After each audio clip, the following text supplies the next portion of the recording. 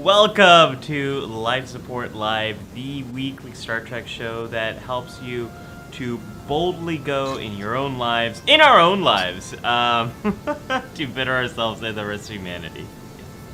Hey, as a famous starship captain once said that we all know, and as another famous starship captain once said, where's that music coming from? No, as another famous starship captain once said, wherever our mission takes us, we'll try to have a little fun along the way. Hi, everyone. I am psychologist Dr. Mattu. And I'm Dr. Trek, Larry Nemecek. One of us is a real doctor. And we'll leave it to you to figure out who that might be. Everyone, we are very excited for this episode. We are talking about personal sacrifices, inspired by this week's Star Trek Discovery episode. We're going to be talking about all sorts of sacrifices characters have made, and to help us as we're entering a time in our lives where we are continuing to make a lot of sacrifices. So to get things started, let us know in the comments what's your favorite episode involving a character making a sacrifice. But Dr. Trek, I'm getting ahead of myself. If this is your first time here at Life Support Live, what is this thing, Larry, that we're doing? I always like it when you get into the, what is this thing we're doing? Yeah, well, we say we're being inspired by the current episode of Discovery, but we're looking across the Trek pantheon. We're looking at all of Trek through a mental health lens. We are boldly going through uncertain times, which we can all use a little bit of that, a little refresher. And while we have new Trek, we're looking at the current shows to inspire us. But again, looking at everything. So hopefully we'll have a lot of fun today. If you're new to the show, welcome. If you're one of the community already, you know to be joining in chat. If you're new, jump in. We've got a wonderful community here. We've got a wonderful community on our Facebook page. You can see it up there. Where is it? Up there. Yay. Make sure you join that. But hey, you're welcome here. You're family now. You'll see how the vibe goes. I think Jared's already put up the drinking game for today. That's unofficially. that's not licensed and official by Life Support Live. But no, we're gonna have a lot of fun. We look at what do? We call it it's our briefing mission. We'll geek out on a lot of Star Trek. A briefing room. Yeah. And then Dr. Ali will have his counselor's log, and we'll have an away mission at the end. And somewhere on the way, I'll throw in a K3 factor. We'll deep dive Trek. If you don't know what that is, stay tuned. Stay tuned. You'll find out. You'll find out very soon. We've got a lot of stuff to talk about in this episode. So let's kind of jump into it, Larry. I am going to open up the doors here on our briefing room. So this is the part of the show where we are doing a deeper dive into the Star Trek canon. Particularly, we're exploring episodes that involve personal sacrifice. And we've kind of danced around this topic before. One of our early episodes was about the needs of the many versus the needs of the few, or the one. And we're taking a little bit of a different angle here. That can get a little philosophical. Well, you know what it was for me also? The needs of the many felt like it was very cataclysmic, very over dramatic. So I liked when you suggested personal sacrifice. A lot of us, it's like we'd love to be heroic and be a martyr and have it over and done with, but we don't. It's like sometimes personal sacrifice is an ongoing daily thing for several days, several weeks, months, years even. And that's what I was thinking of here. Are we doing an audio? Yeah, I think we are. Larry, do you have anything I'm getting a little like a feedback on your side. I'm hearing some like choppy, weird audio every time you're on. So. Oh gosh. Okay. Oh gosh, yes, we have some gremlins in the system here. Zahir just mentioned Bashir. It's Alexander Siddiq's birthday today, by the way, as we are stalling for time to try to figure out this tech issue. Larry, let me just boot you out, and I'm gonna put you back in the screen. Let's see if this fixes it. Okay. Just I one was going to moment. say the dance we do. Oh, and not only did I boot out Larry, it seems like I really booted out Larry. Okay, folks. So while we are, we have future. There he is. We have future guy back here again. And that is, I promise you, will be Larry very soon. Okay, so while I'm waiting to bring back Larry here um, in this episode, let's talk about Star Trek Discovery. So why do we talk about personal sacrifice today? Well, the reason is this week's episode of Star Trek Discovery really explored a little bit of personal sacrifice. So this is Star Trek Discovery Season 3, Episode 6, Scavengers. I'm not going to give any spoilers here, no big spoilers, but the episode really involves Michael making a decision that might have a big negative consequence on her career, and it's a decision she makes for Book. And Book has also made a decision that might be about that did lead him to make a sacrifice as well. Larry, I'm just filling them in on why we're talking about sacrifice. I'm still getting that audio feedback on your end. Should we switch back to Skype? I guess so, unfortunately. Yeah. I don't know why what's going on. No. I don't know why. It was great. It was great before we went live. And then not so much. It was great the 1 week. Right. Yeah. And this is 2 weeks in a row. Yeah. Okay. Call me in on Skype and I'll bring you in. Okay. See you soon. Okay, let's get rid of future guy right over there. So folks, while I'm once again stalling for time here.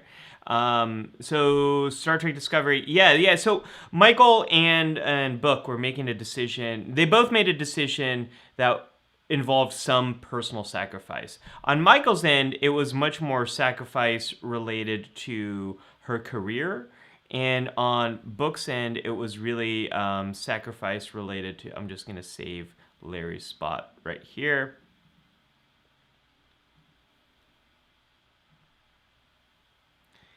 And he's coming. Folks, he's coming. He'll be here very soon. Larry's going to be right here. Dum da dum dum dum da dum dum. He's almost here. Dum da da dum.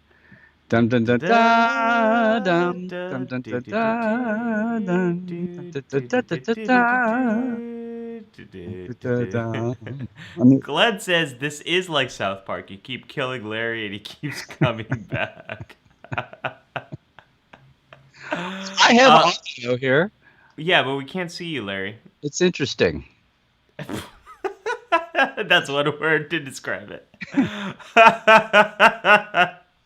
Oh my gosh. Okay, well, I'm just gonna keep talking while you are figuring that out. So folks, my God, they're forming. Non-spoiler reaction. I continue to really enjoy this episode of this season of Star Trek Discovery and find so many examples from every week's episode that are really relevant to this timeline we are in right now. So we saw that theme of sacrifice here between Book as well as Michael, and we also noticed, Larry and I, that we're all being asked, especially those of us who are in America right now, we're being asked to make a lot of sacrifices. I think everyone around the world is being asked to make a lot of sacrifices related to COVID-19 and the pandemic. This week in particular, a lot of leaders in the United States are asking people to not... Oh, and Larry's gone. Okay. Well, hopefully Larry will be back. and, and now Skype's asking me to rate the quality of this call. Ooh, not gonna get the best quality there for me. For those of you who aren't in America, we have one of the biggest holidays in the United States is coming up, Thanksgiving, and it's a holiday when people usually travel very long. Typically, people travel very long distances to see family, to get connected to get reconnected with friends and family as well. And a lot of leaders in the United States are saying, please, please, please, please don't do that. Please avoid it. Please minimize it. It's very hard to do it safely. If you are going to do it safely, here's all the things you have to sort of follow.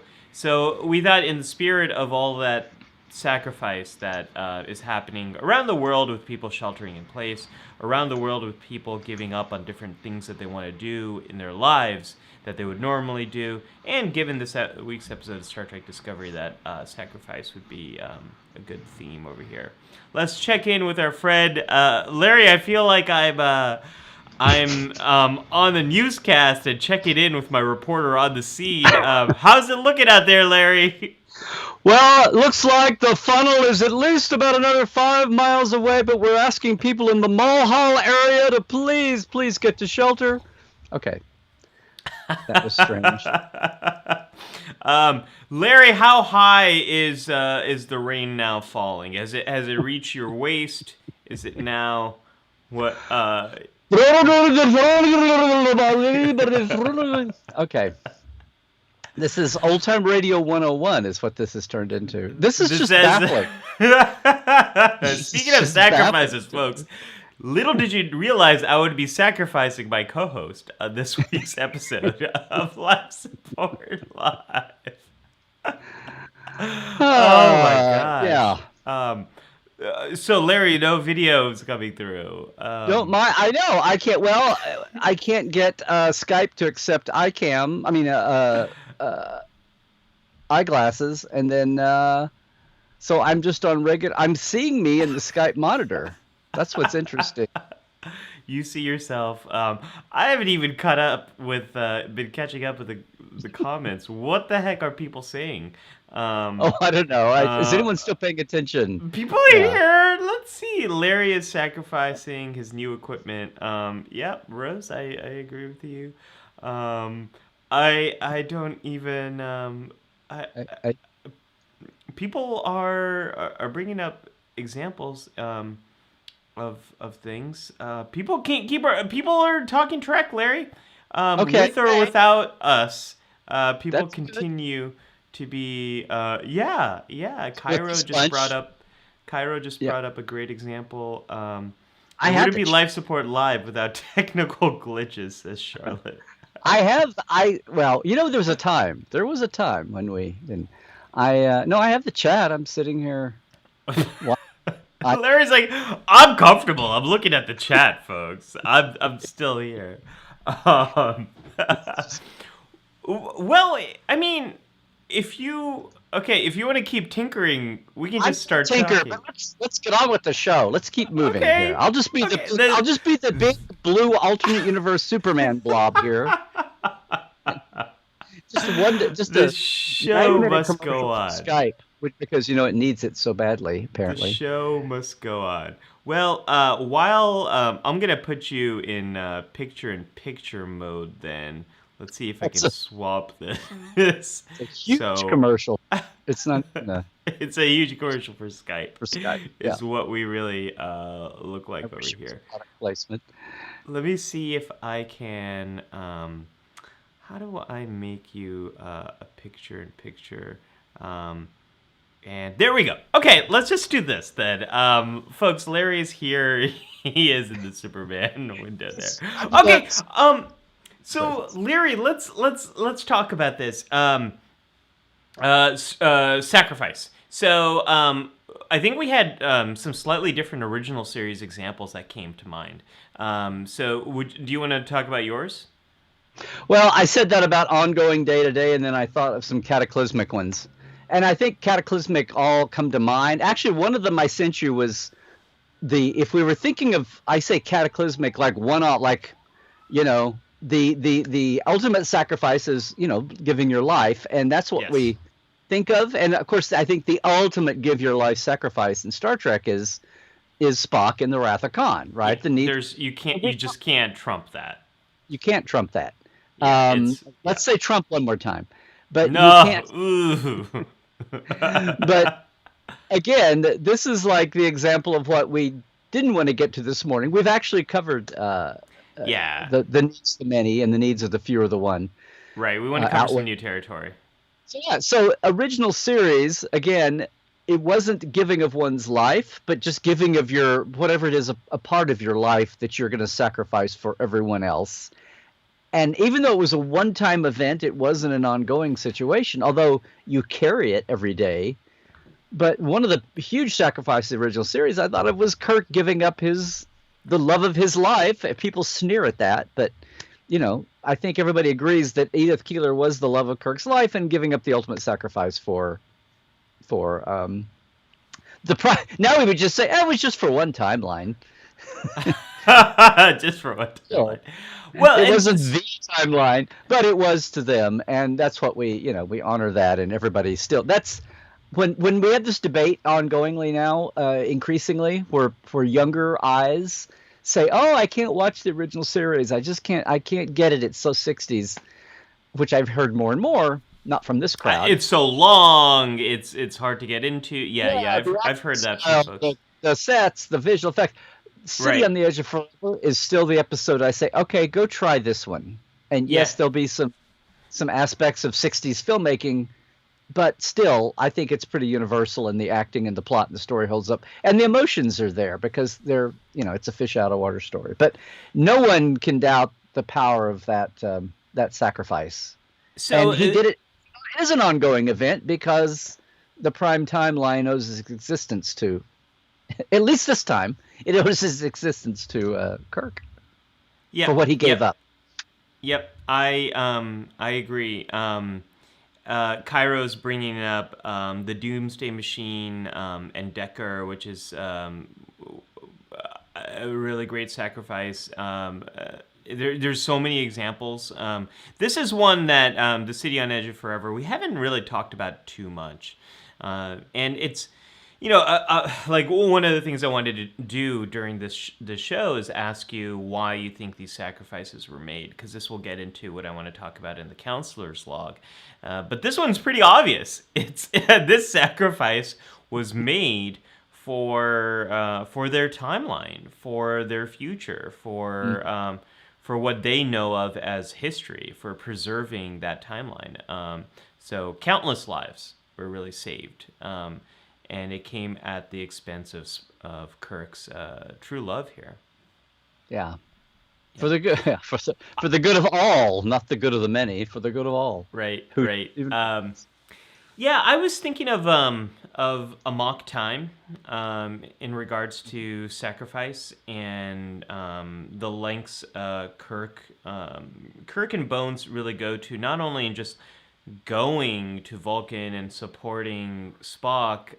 That wasn't really the big sacrifice, but Kirk really fighting in that battle and risking his own life for his friend in this kind of weird turn of events where he's pitted against Spock. I thought that was it's a wonderful show of how much Kirk and Bones really love Spock and their friendship, and how far they will go to sacrifice their own well-being for each other if it helps the other person. So I really like that example, and I don't think we've talked too much about Amok Time. Yes, McCoy sacrifices a little bit of Triox compound out of his hypo, so it's the Triox compound. Another example, thinking about of our original series cast, Star Trek 3. So we've talked about Star Trek: The Wrath of Khan a lot, and the needs of the many versus the needs of the few or the one. But Star Trek 3 really gets into sacrifice as well.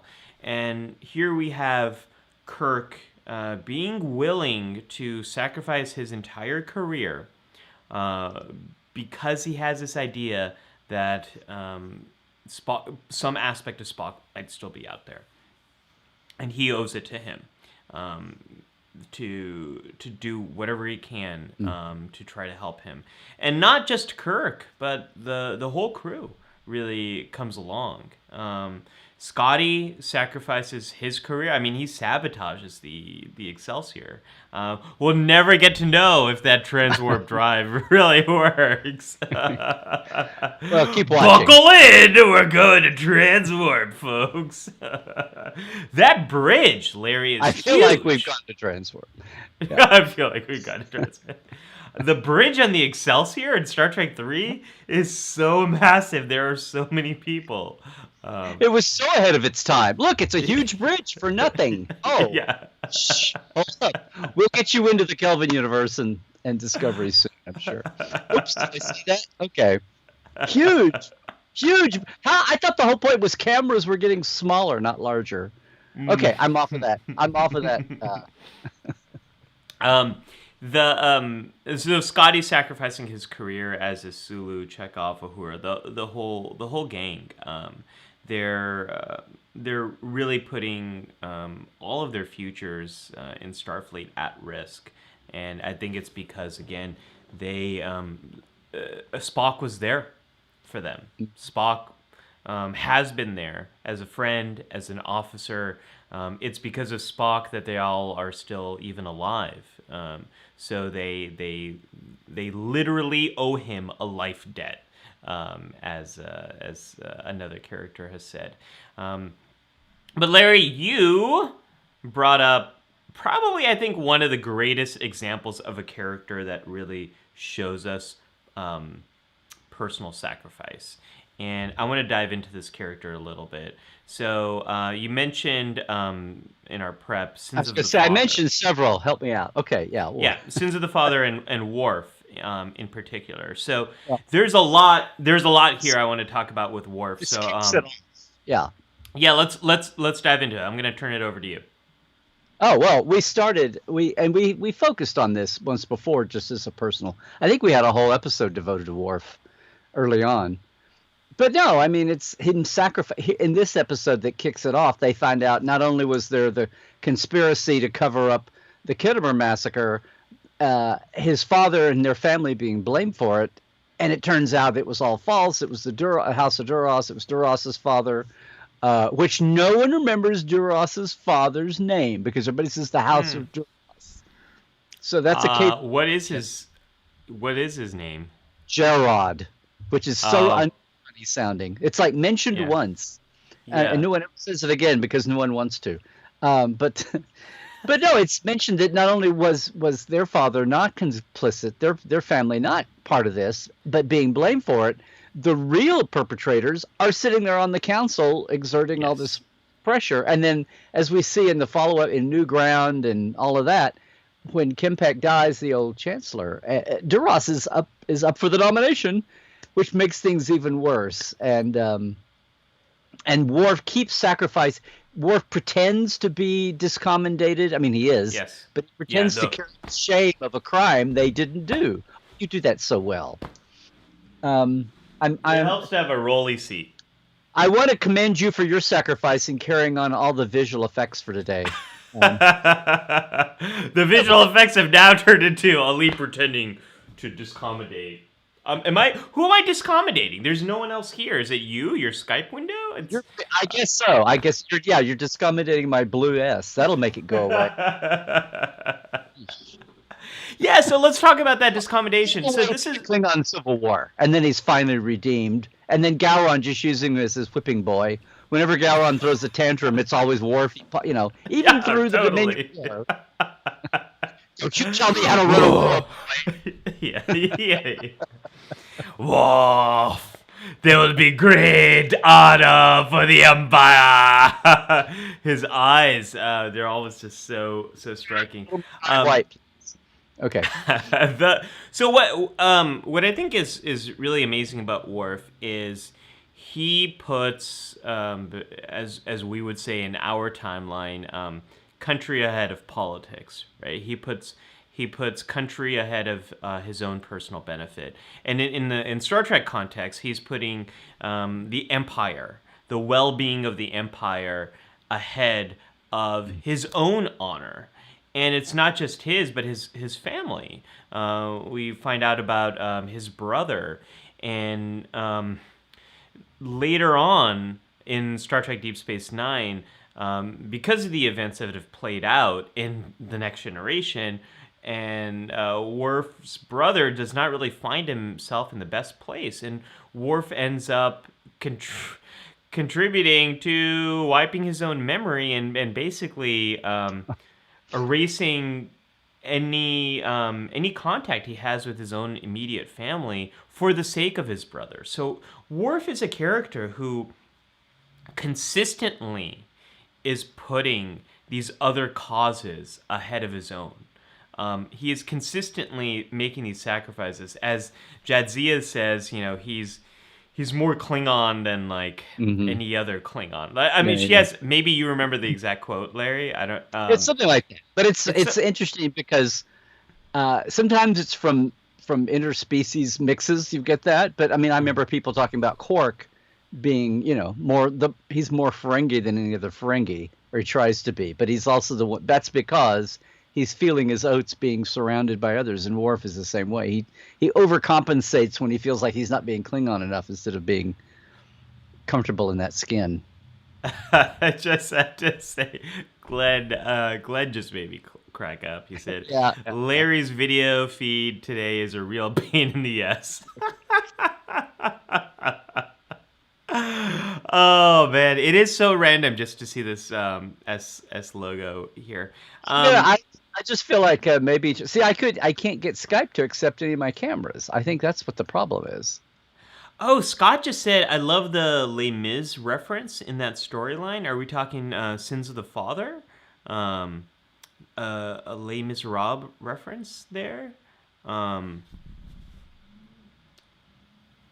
If only I had one day more, I could probably remember what that reference is. I do not remember that reference. Scott, please enrich us with the reference. So Worf's a wonderful character. Larry, why? Why is he so sacrificial? Why does he keep doing this? Well, I think we touched on it. It's because he's the Klingon out of Klingon water and feels like he's got to overcompensate for not being among his people or back home or in his own force. And so by doing that, he's reading the rule book. He's looking at the inspirational poster of being a Klingon, and everybody else is like, yeah, okay, fine. They're all just inspirational poster of being a Klingon. It's aspirational, I will have honor today. I will do duty today. I will do truth today. And everybody's like, yeah, just go kill somebody, Worf. Go kill somebody and get your Darsex. That is also, folks, another impression there. So please have another Ractigino. That's a good point. And I think that brings up what we talked about in our earlier Worf episode is he has been so estranged from his culture, his people, his family. So for him, his identity as Klingon plays out differently than it does for other Klingons. And maybe he feels this sense of duty and honor in a much different way, and he feels like he does have to prove more to himself, or maybe this is how he maintains that connection is by sure, I will take on these things because I can. I will take on this discommodation because I can bear it. I work in Starfleet. I live in the Federation. I can take on this dishonor if it means that the Empire will continue and prosper and have stability. I think that's a very good point. We should move on because we've done a whole episode for Worf already, and there's that's true. There's some wonderful things popping out of the chat, and I'm seeing all kinds of new names in the chat today too. So Hello, Stella. Stella Corrine Hoffman. The crew of the Discovery, the entire crew sacrificed a lot to make the jump into the future of the universe, which is huge. Yeah.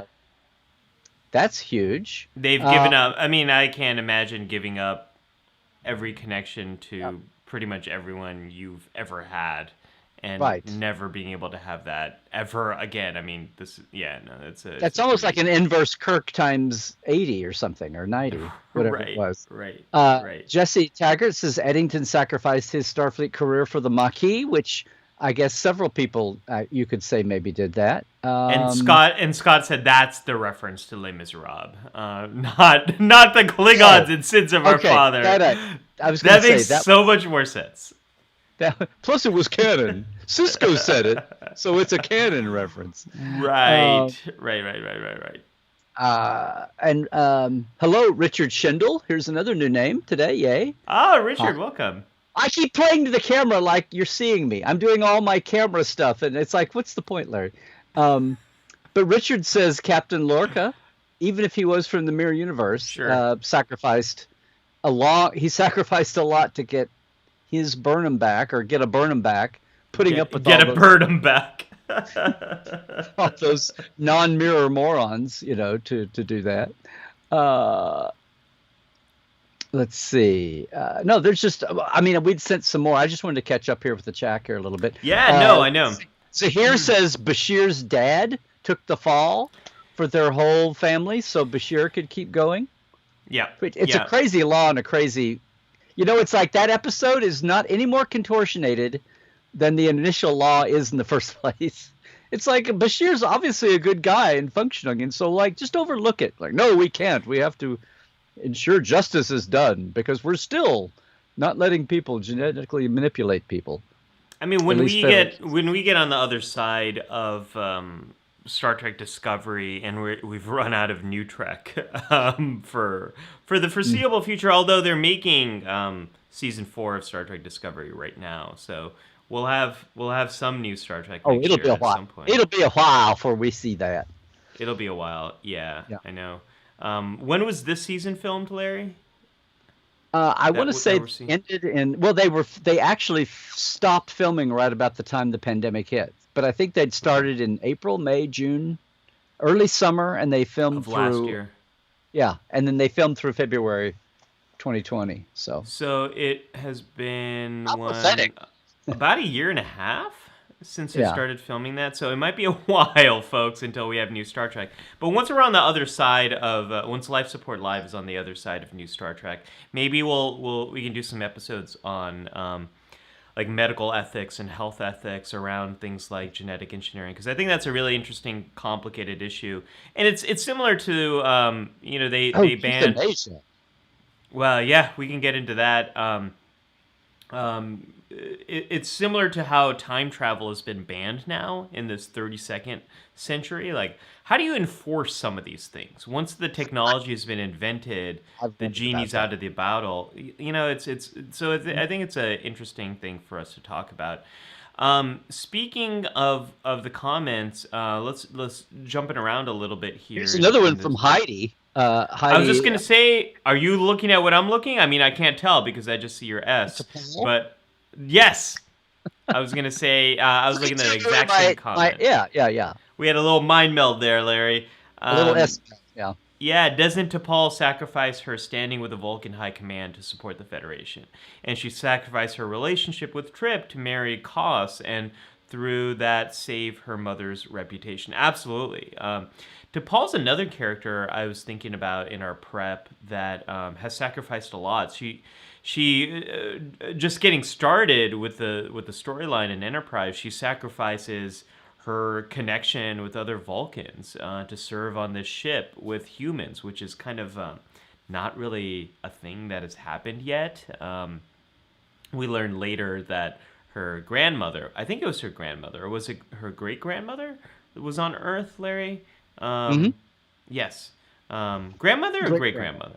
Great-grandmother. Yeah. They say great foremother is what the Vulcans great say. Foremother, right. Yeah. So we know that like Vulcans have been around humans before, but haven't served with them in this way.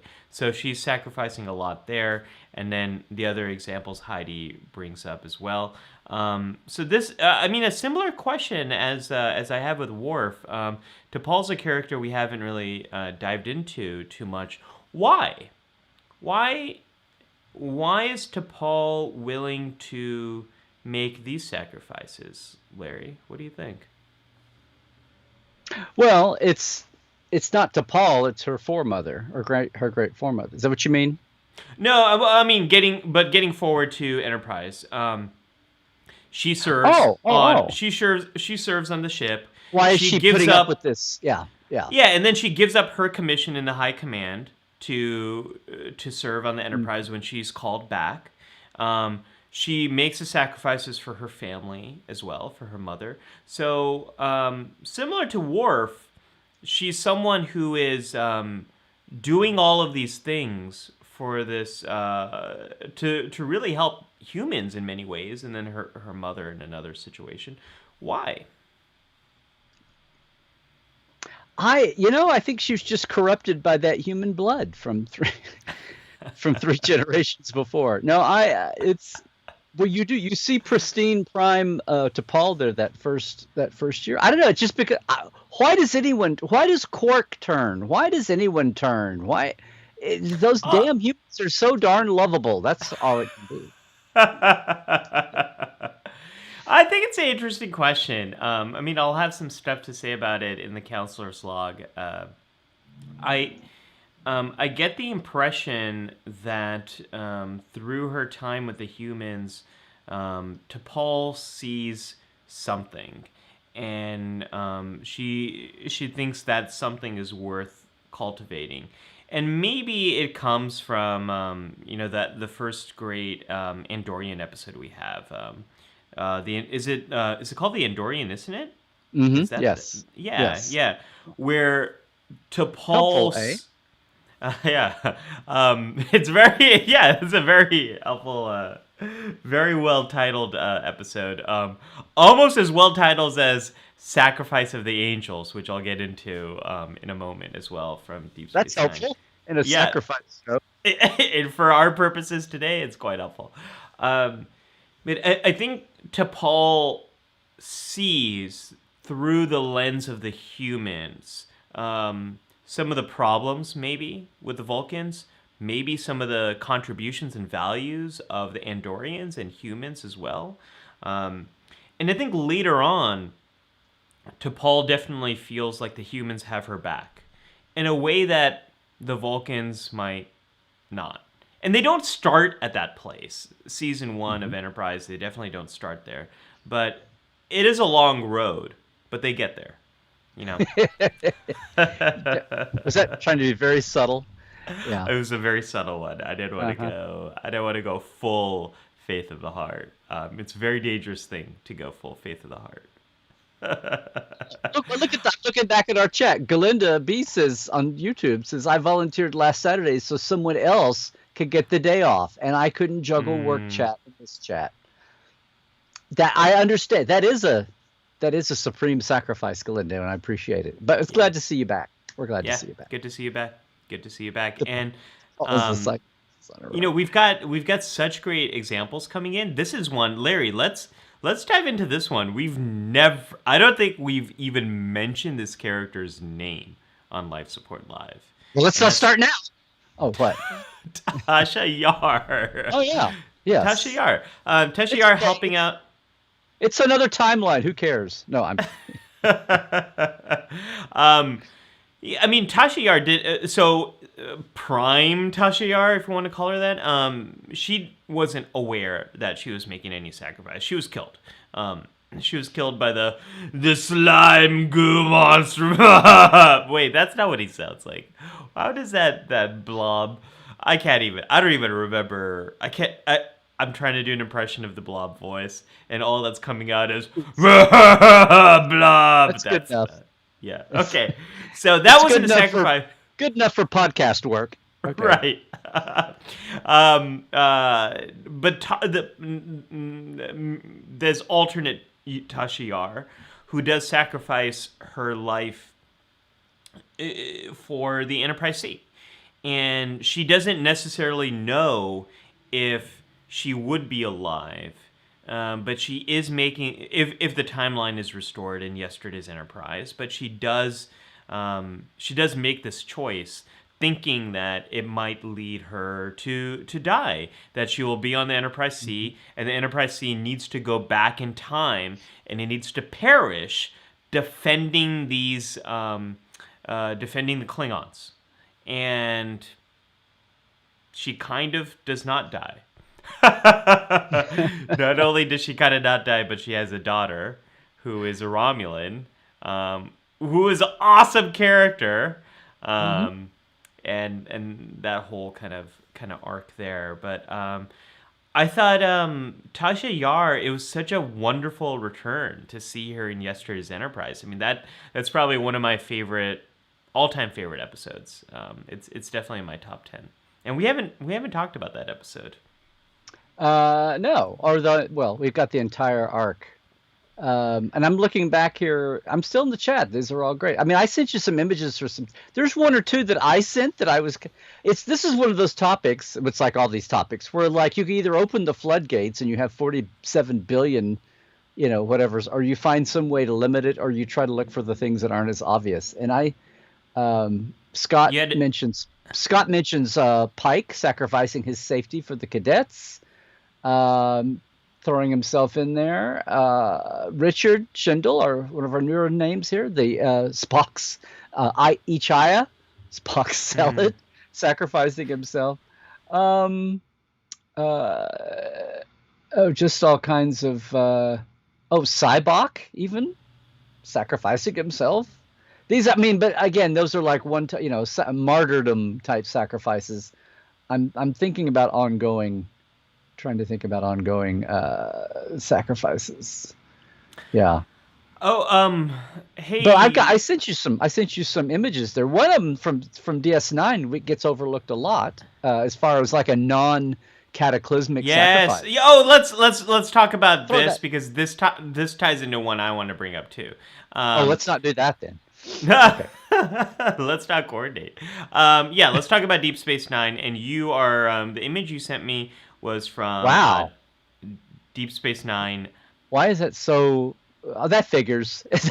That's just so today. I was like, why is that such a low-resi photo? That's bizarre. Oh, I can make it very big. I can make it like that. Yeah, no, I mean it's very broken. It's very low res, and it wasn't when I sent it to you. But so let's talk about this. It's coming in. So we're talking about Kira's pregnancy, which is actually Keiko's pregnancy, but Nana Visitor was actually pregnant. So let's wow, what a coincidence! What a coincidence! Larry, this was your example. Let's dive into it. Yeah. No, I just it's like, well, they didn't have a spare Trill symbiont handy that needed an emergency relocation, rejoining. So they're like, let's just go back with human fetuses. Okay. Same thing as a Trill symbiont anyway. But it's really structurally, dramatically, it's the same thing. It's like, oh look, I'm injured in my symbiont. I mean, my fetus will die if it doesn't get a secure host. Okay. So it's a 9-month Trill joining is what it is. No, but it's a huge sacrifice. It's a sacrifice on Kira not Nana the actress, but Kira the character to carry somebody else's baby. I mean, what a great gift, right? Of selflessness that is. That's another, I guess sacrifice is like extreme selflessness. I mean, you're doing something for someone else. And it is coming at some cost to you, whether it's emotional cost, physical cost, financial cost. It is costing you something. And I think in this example for Kira, it is a huge cost to her just in terms of carrying a child, a developing human fetus in this case. And we see that. What's great is since Nana was pregnant, it feels so realistic as you see that pregnancy develop on that season. What is that, season 5, Larry? No, season 4? 5 or 6. 5 or 6. It's before we had first contact uniforms. So Right. I wanna. My money's on season 4. I'm betting here. How about I get in the right series? But I think you can probably figure that out. But while you're figuring that out, I'm just a little distracted. Larry, what season are you seeing there? We can't quite make it out. Ali, I'm here at the corner of 148th and Post Oak Road, watching the season funnels come at us, and yeah. We are. It's like a bad reenactment of Groundhog's Day. Is what? Oh, is that what it is? I was going for Twister myself, or just Twister. Any Oklahoma City channel I grew up watching. So okay. So what I wanted to say about this is I don't even know why I was asking about what season of Deep Space Nine. Our comment section might be able to help out here with the season. Anyways, I was going to say something of actual value, which was that. Oh, it was so realistic how they portrayed this, and right, this is what Ali was going to say, because Nana was image ever, by the way. Oh yeah, there we go. Because Nana was actually pregnant. Some of the scenes over the course of that season, you see the physical toll it's having on her. There's that wonderfully awkward scene where O'Brien is giving her a massage. That is one of the weirdest scenes in all of Star Trek. I'm just gonna say, yeah. It's out there, and they both feel so uncomfortable by it, but it's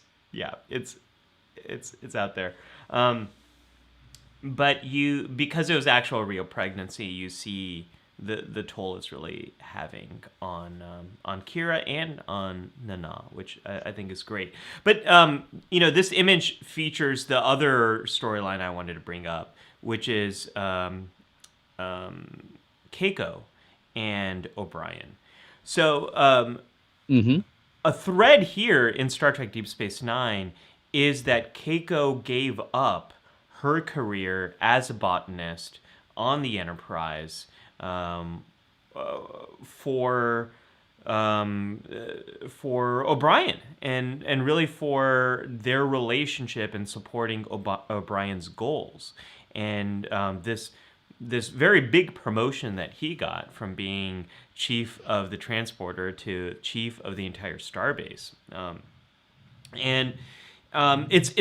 it's a thread that does play out where Keiko says, I thought it would be enough for me to come here and support your goals, and it's not enough. Like I need to do something here. I've made this sacrifice for us and for our relationship, but I need to do something for myself. So she tries to start the school, which is then targeted attacked by radical Bajoran fundamentalists. Yeah. Okay. And that provisional government, boy, that government is very provisional. It's one long provision. That's what. Yes. And eventually, Keiko is kind of written off the show because she becomes a botanist again and is going off to Bajor. But why I like this relationship is it's one of the only times in Star Trek where you see a marriage really develop and change over time.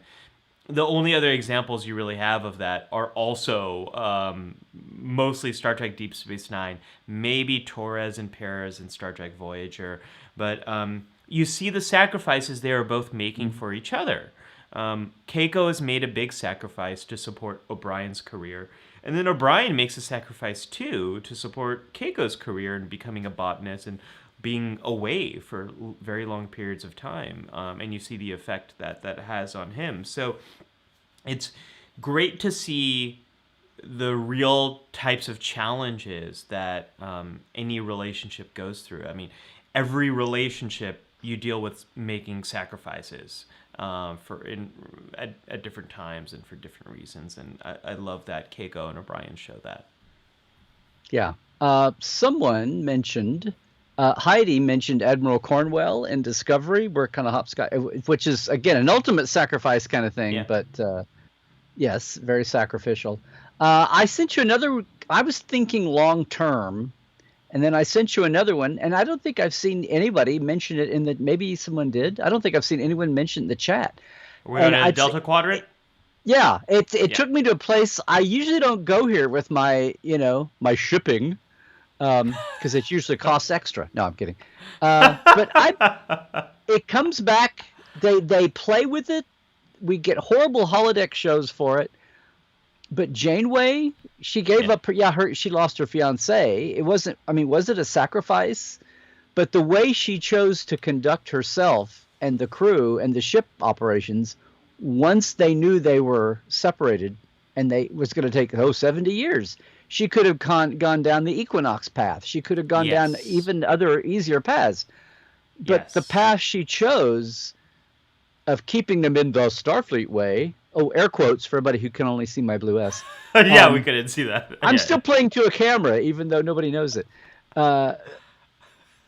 She's keeping that framework going, but what that means for her personally is she's going to be the married to the ship captain, even as she's a healthy woman in the prime of her life, and she has these, occasionally strange holodeck dalliances, whether it's, Gothic woman or it's Pioneer woman, or the Pioneer woman never came out, or it's Irish town woman. But when she flirts with that one totalitarian leader, or that's a great great. Or she's like being killed by Q, but she can fight off or whatever. But so I like this perspective, Larry. I was thinking about a huge hunk of her her sexual health, her mental health, to maintain that balance, to be the captain, even more so than Picard or Kirk ever had. Well, not Kirk, but Picard ever did. I mean, they deny that self-denial. And she's younger and was feeling it more strongly. Yeah, I think this is an interesting angle for us to explore. I was too thinking one to bring this one up, but I thought of that. Well, I was thinking of Janeway. I was thinking about Janeway, and I was thinking about Janeway doesn't take the shortcuts. She doesn't go down the path of the Equinox. She doesn't. I mean, they just. There's many times where she could make a decision that would lead them to compromise their values, compromise the Prime Directive, compromise the Omega Directive, for that matter too. They could compromise who they are and their identity, and she doesn't take that path. And it's usually a harder path that Janeway takes. But this angle that you're bringing up too, that she does compromise her own personal well-being. She is not in a relationship. She is in a relationship with her ship and the mission. That's an interesting angle. And I've heard these rumors on the internet. The internet is a place full of rumors. But someone recently brought up a theory that is Janeway really playing... it was Kate Mulgrew playing the character as if she does have a mental illness as a result of all of these different things. And I've kind of been thinking about that, and I have mixed feelings about it, but I do think we see examples in Voyager where this definitely takes a toll on her. The most clear example... Now, Larry, I always confuse... Wait. Are they talking about some kind of lifetime onset mental illness, or they're talking about as a result of the trauma of separation? Well, that's where I don't have much clarity. It was your crazy internet article. I don't know what you're talking about. It was a theory I saw that was Kate Mulgrew playing Janeway as if she had bipolar disorder, bipolar depression.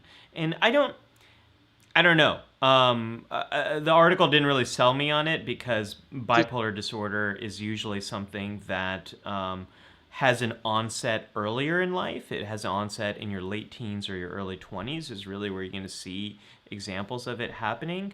But I could see someone who's functioning well and then is thrown into the Delta Quadrant and under immense stress, then their functioning really declines. And then you might start to see more of the problems. And I think there are examples in Voyager where we really see the cumulative effect that that Janeway is having. Like she has no peer to really commiserate to. Who is she going to go talk to about the decision she made with Tuvix? Who is she going to talk to about the decision she made with the Equinox? With the caretaker, for that matter. She doesn't have a peer, a companion to really get that type of support. Chakotay tries, and she does kind of keep him at an arm's length. But then Chakotay refuses to learn his lines. So, that kind of is a spoiler.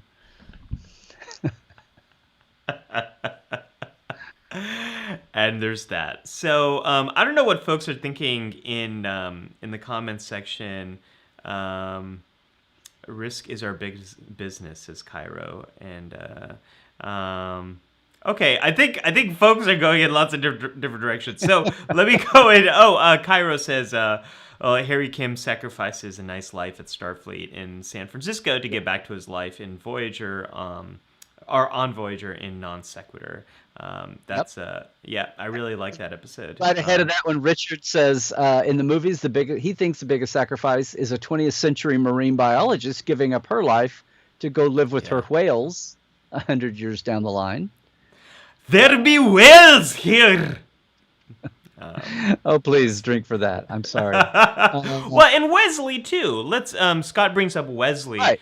That's the other one I was looking for. Yes. Yeah, Wesley, I think at a few different points. So not only in the first duty of every Starfleet officer is to the truth. Not only that, but he really steps away from his whole career in Starfleet. By is it Journey's End? Is that the episode of the Next Generation? No, no, not Journey's End. The First Duty. Well, the first duty, yes, but then he steps away from Starfleet in. To go off with the Traveler. Go off with the Traveler, right? Yes, you're right. You're right. And that's Journey's End, right? I'm sorry. Yes, it is. I'm a disembodied S. I'm sorry. I'm trying to keep up. Okay. Disembodied S. That was it. We did not lose our clean tag. We are not explicit. That was an S. From the S continuum, we are. We are 2 letters better than the Q continuum. Or behind, depending on how you look at it. Oh, that's good. That's good. The S continuum. I love that. Oh my gosh. Okay, composure. Let me get some composure here. It's my favorite composure. Okay. I'm just thinking, though, there should have been a sequel to The First Duty, which could have been called The First Sacrifice, and it could have been just, Wesley ghosted by everybody at the Academy. What do you do to a stupid code? See? And I think Michael Piller could have let young Ron write that, because they fought over whether, I think we mentioned this earlier, it was a K factor or something, but they fought over whether Wesley would ever be the one to actually own up, or whether they would solve the mystery without him. And Michael said, no, you've got to do this for the greater good of the character, and you can't have Wesley lie. It would ruin him as a character. Yeah. And Ron finally agreed, as older Ron. But there was still, he's right, though, there was still in the moment, had to be huge fallout. I mean, those 3 people, they were all going to be punished. But he would be punished worse, because those 3, and a big chunk of the Cadet Corps, probably would have shunned him after that. So Yeah, which Picard or Boothby, I forget who. I think it was Picard. Picard and I think that at the should have end, been the like, sequel episode, The First Sacrifice. yeah. See, first dude. If Okay. things were more serialized, maybe. But then, if they were more serialized, Larry, you'd have to have a really long episode title name, like the sacrifices we made for the ones we have wronged will vanquish us, or something like that. I don't know. Darkest Night. Yeah. But Cairo's got a nice little quippy comment here. The first duty to Starfleet is the first duty of Starfleet officers to the truth, unless you're Spock at the end of Disco season 2. We could have a debate there about that, I think. Yes, it came. One of my great joys with Star Trek Discovery season 3 is seeing how some of the other decisions they might have made early on in season 1 and 2 are now playing out in season 3, and it's kind of biting them in the butt a little bit. Like the whole like secrecy idea, and then they show up at Starfleet, and Starfleet's like, we have no record of who you are. Who the heck are you? Yeah, You are not in our files. I came to see you before you could digitized. I'm sorry, you're not in our files. We're looking at our pad here, and this pad is all history of all knowledge in the universe because it's a 32nd century. It's also a transporter. It's also a replicator. It's also a warp drive. And there's no record of you in here. Sorry, in fact, Discovery. Why do we even build buildings and ships anymore? Yeah. Just to do everything. This is all a holodeck, actually, because we all actually exist as programs now. It's the 32nd century. Yeah, this is the only downside is like... we are all programmable matter. Yeah. We're all... We are all programmable matter. That's going to be the finale. Actually, that's the big reveal in this season. Is they're all just programmable matter. There's no living life forms anymore. Everyone died out after the burn.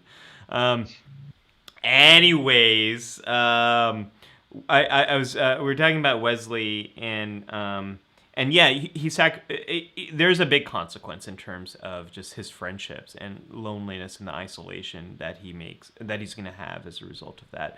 There's one more example. Oh, there's two more I want to share. Hey, he's back, folks. He is back. We got a little Larry Nemecek back. I don't know how good the camera is, but you know what? I found out that I just learned an interesting lesson here, that if you click the camera icon on your Skype window... Oh my gosh. It's been so long. Oh my gosh. Larry's... It must have been a long week. Now, I still can't. I had a lot of suggestions from people. I did not update to Big Sur, everybody. So I'm still in Catalina, but Skype is not letting me give it eyeglasses. So I don't know. But I think I'm still very... I'm almost about to say, when we take the break to go to... What's the next part of the show called, Dr. Ollie? It's Counselor's Log. Counselor's Log. When we take the break to Counselor's Log, I might dip out and come back in. Sure. I almost want to try Ecamm again, but that might be a step too far.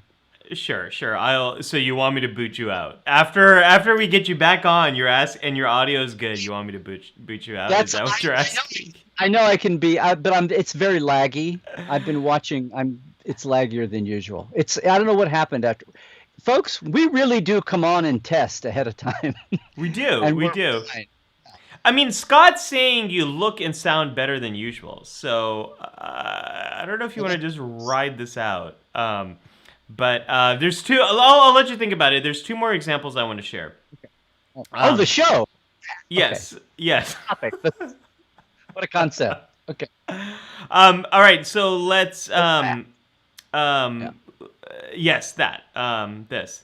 So there's two examples I want to share. So I want to talk about Zeal. Because we have an episode called Sacrifice of the Angels. This is the episode where Sisko and crew on the Defiant take back the station. The minefield goes down. The Prophets destroy the whole fleet of Dominion ships that are coming in. And but before that, Cisco and the Defiant are prepared to enter. They enter the wormhole, thinking that they're going to take on that entire fleet of Dominion ships. Meanwhile, on the station, there's a bit of a revolt. Zial helps Kira and I think Rom and Lita and a few other people escape, I think. And then Zial reveals to Dukat that she helped them escape. And Dukat's like, why? But before anything could happen, Damar takes Zial out and then walks away. So, sacrifice of the angels. Who sacrificed? Are we talking about Zial? Or are we talking about the prophets? What are we talking about, Larry? Yes. Yes, that's why it's called the sacrifice of angels, and by angels we mean Zial. That's why it's not called that. So no, it's metaphorical. There's 2 or 3 levels, and now you've got me because those are the main 2 levels of the show. I'm thinking there's 1 or 2 more. Yeah, I was thinking about it because at the end it might be all the people that actually die, the Alliance here. How many people die in the effort to retake Deep Space Nine? That might be the other sacrifice. And then also how much life is lost on the Dominion side as well. Because when Martok says, I've got a barrel of the greatest blood wine, we will share it on the promenade. And then when they actually get to the promenade and Martok's like, drink. And then the Starfleet Admiral and Cisco pour out the wine. Yeah. They don't even drink it. Don't feel like it. Yeah. Yeah. So I think there is this sense of so much was lost in that episode. And maybe was this needless loss of life? I don't know. But we know a lot of people died that day. Your coffee pot's very very 23rd century Starfleet, by the way. I got it from the same store it's not as angular. Yeah, I got it from the same store that you get Starfleet mashed potato equipment.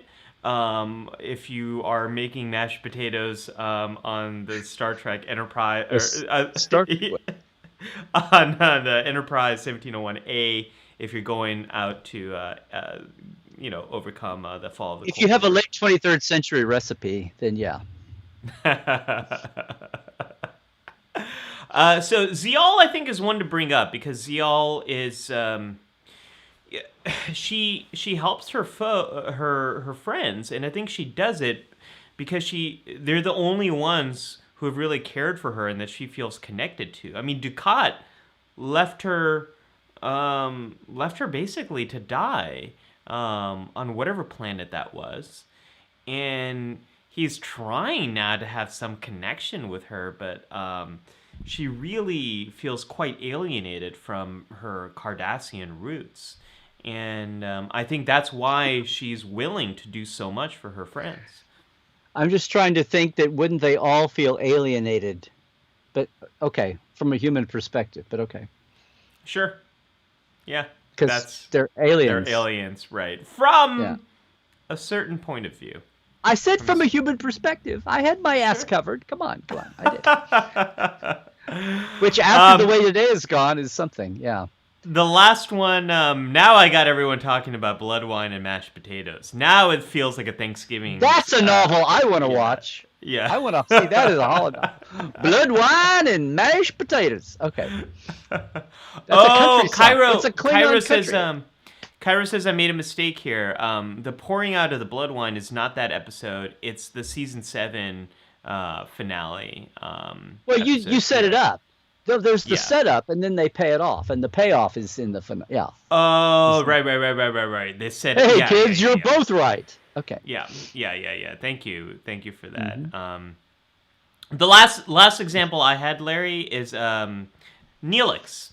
Isn't Neelix making a sacrifice, going along with the Voyager, moving forward, leaving his home, leaving the life that he's known, getting past the point of exploration that he's made?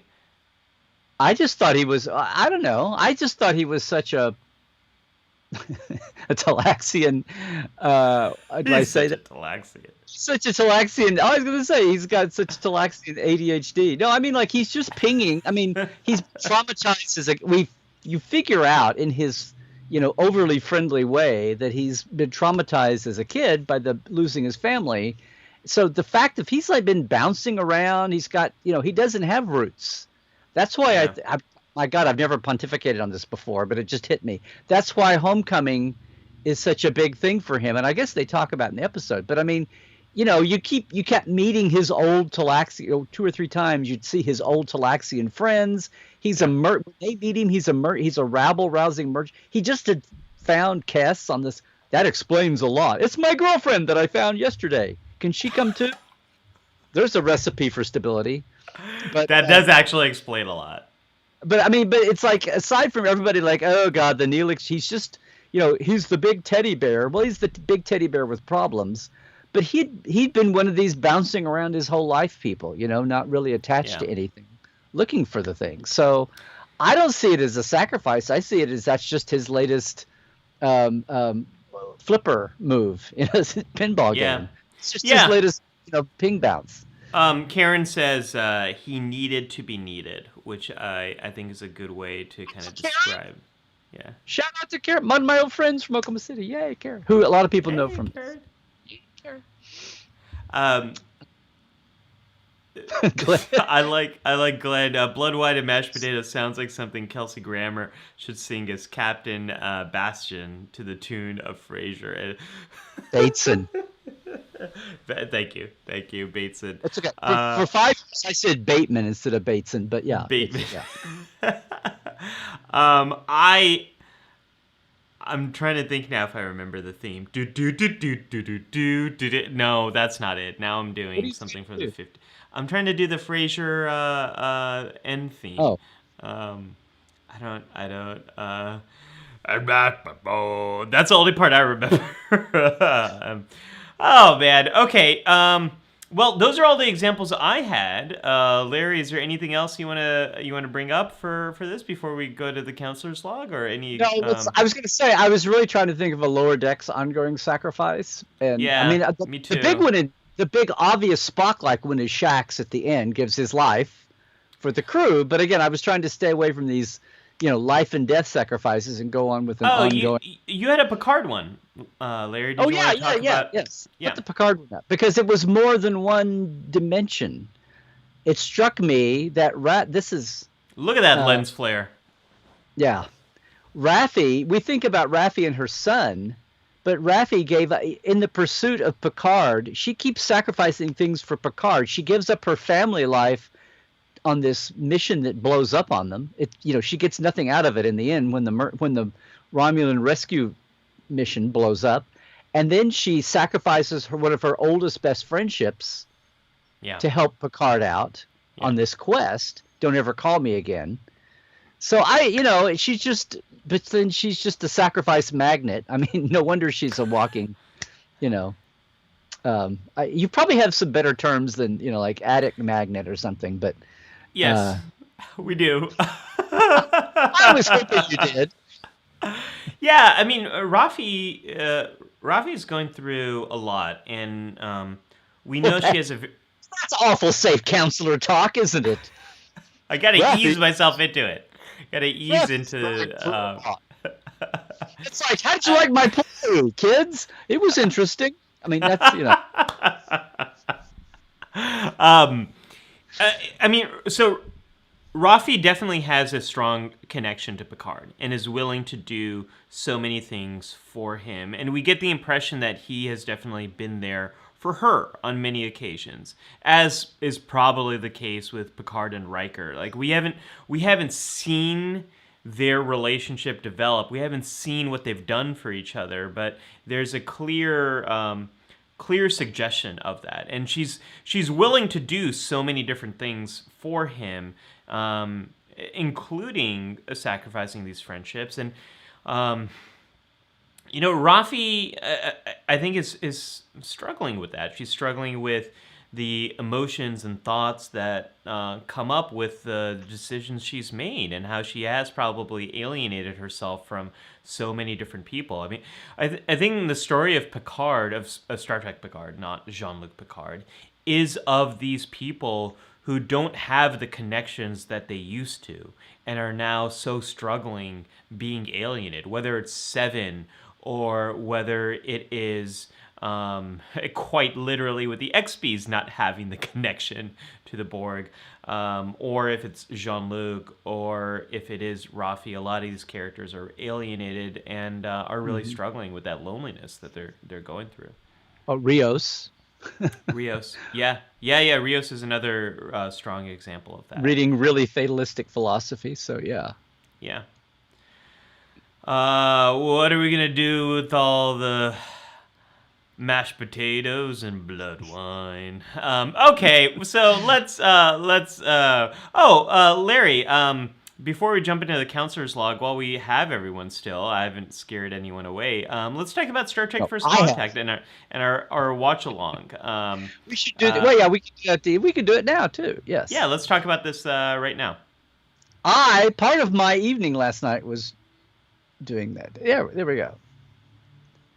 So hey everybody, we're finally doing it now. Bear with me. We're taking Saturday off. For some reason, Ali thinks he needs a family weekend holiday. What a concept. Maybe I'll consider doing it too. So we won't be here next Saturday. We'll be back here the Saturday after that. But to compensate for missing Saturday, we're finally going to do our First Contact watch along. And I know, and then it's like, well, so much of Thanksgiving is a drawn out holiday.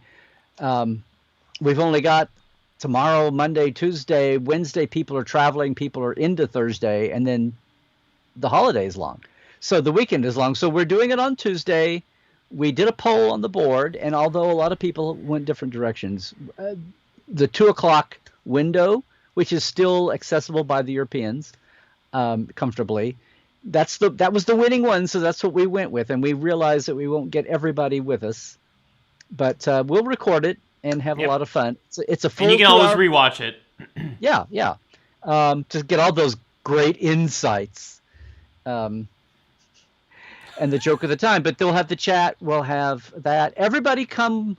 We'll post if you need the help. If you don't already if you don't have your own discs, or you don't have access to either Netflix or CBS All Access, I'll have to check that, and probably other places too. So it's not the insurrection problem. So you find it's BYOM. Bring your own media. And then Ali and I will do this, although hopefully I will really be there. And we'll have the chat going. We'll talk. It'll be just like now, and we'll all be watching the movie on our own devices. Yeah, I think like last time, there are a couple of free options as well. I'm just looking it up right now. Pluto TV and Crackle seem to be some free options.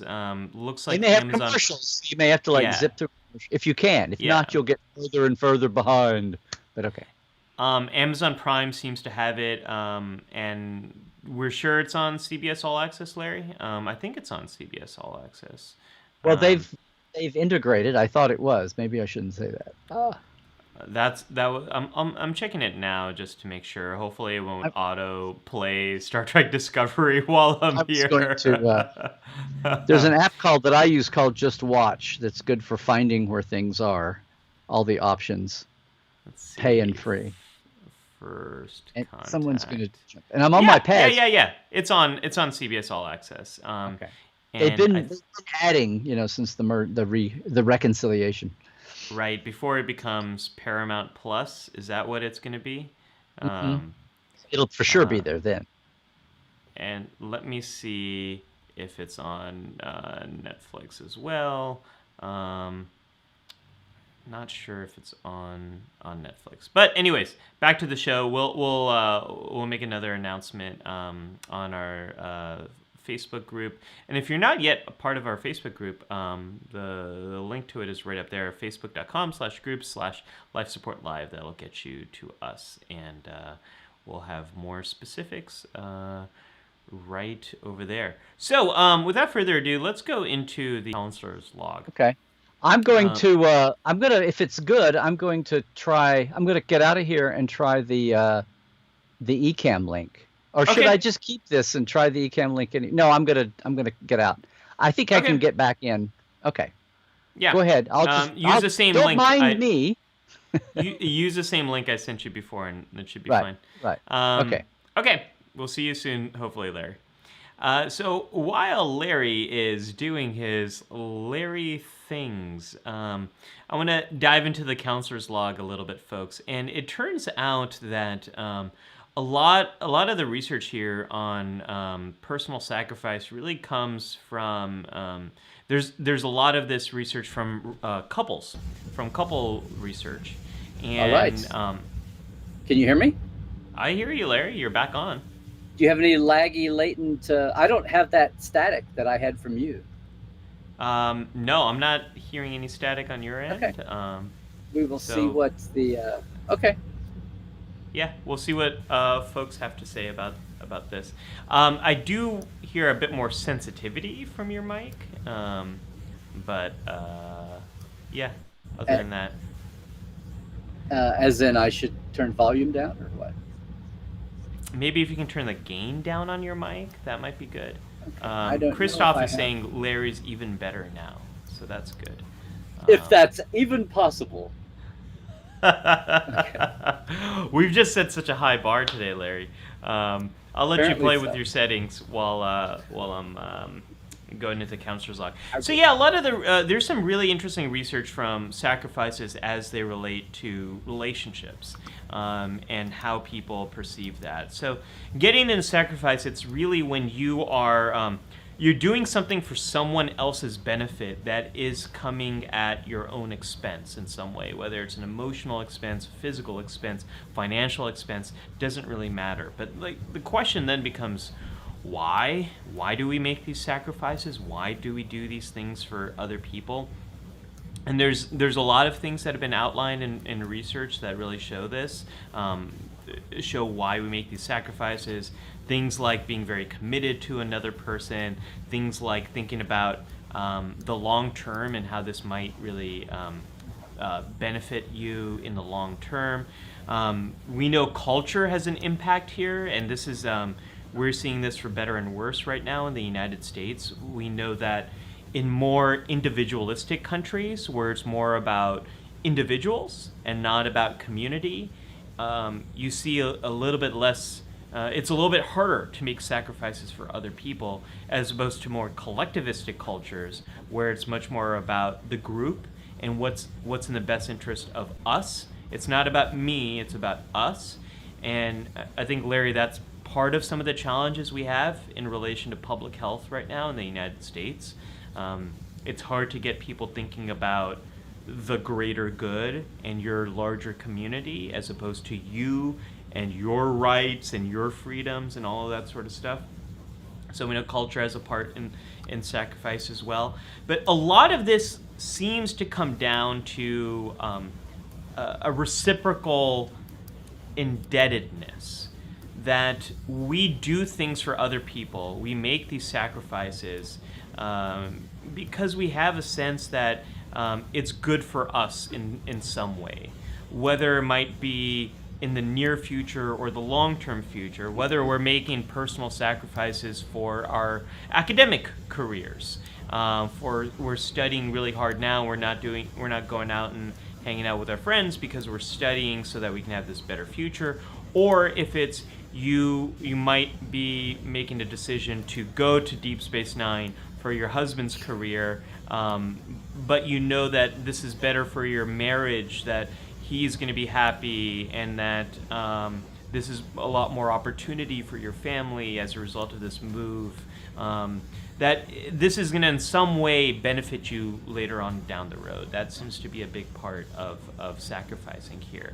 However, one of the things I was really interested, or I was really surprised by, is motivation seems to make a big difference. And I think this is a big part of understanding Worf, and will have a big impact on my away mission for later this week, or later this episode.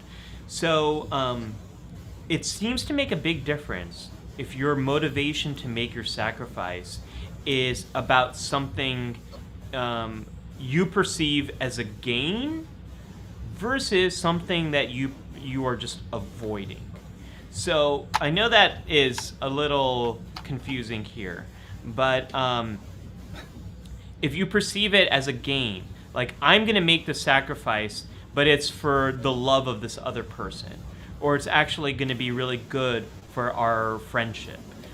It's going to make the other person happy, and that's going to make me happy. Or this is going to make me feel really good, like I'm doing something good for someone else. Or they're really going to appreciate and be grateful. Making sacrifices for those reasons is actually tied to a lot of good things, a lot of good outcomes.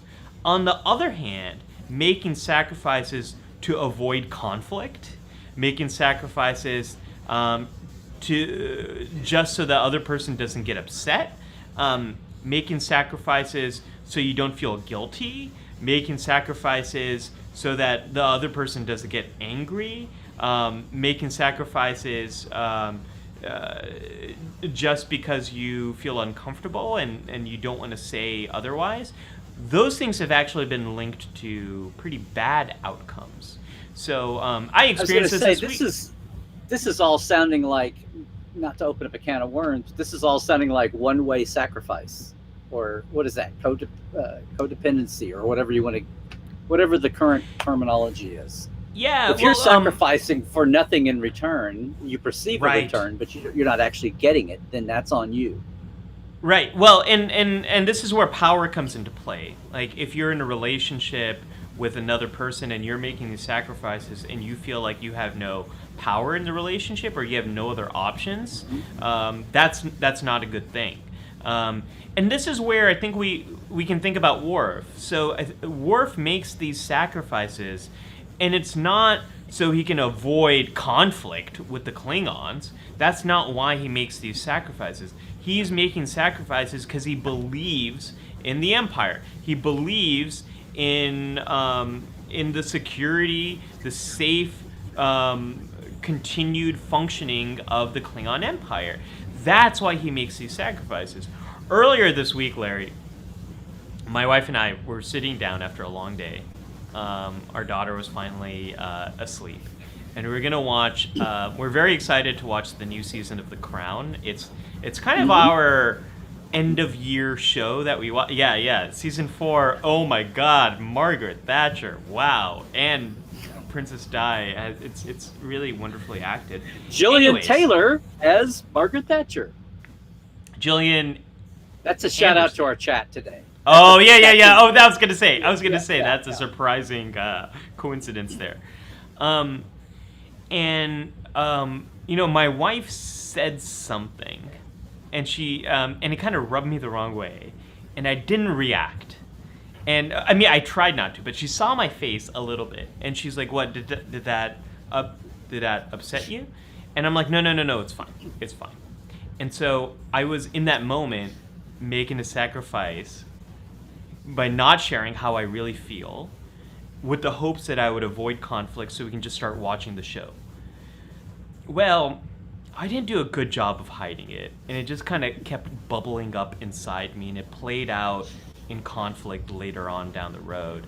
So a lot of sacrifices we might make to avoid problems lead to really bad outcomes. Whereas avoid problems.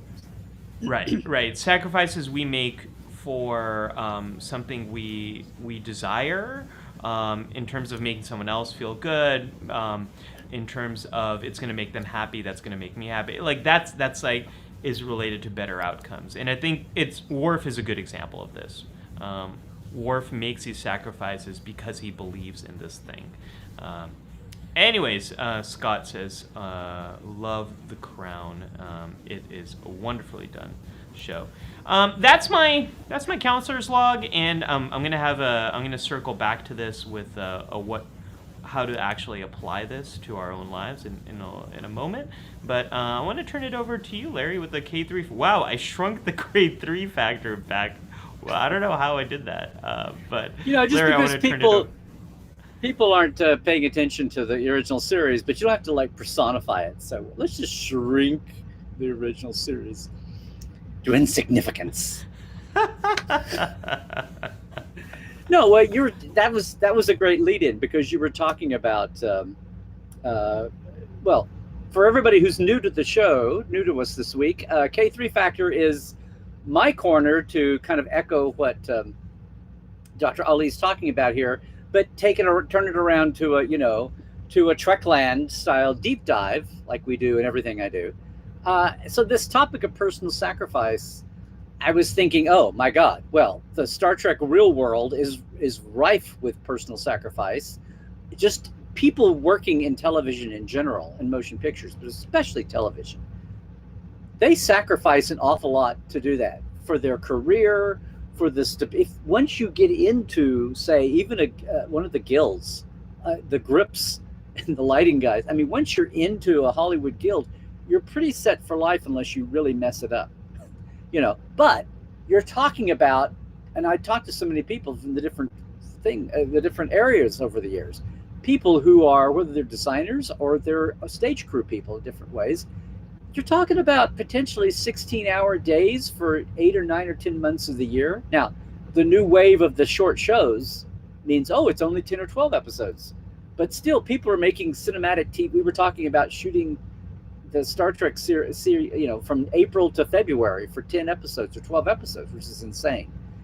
So it's still there. My point here is that working on a TV show, especially one like Star Trek, movies are bigger, but they're at least more contained, and you go and come back.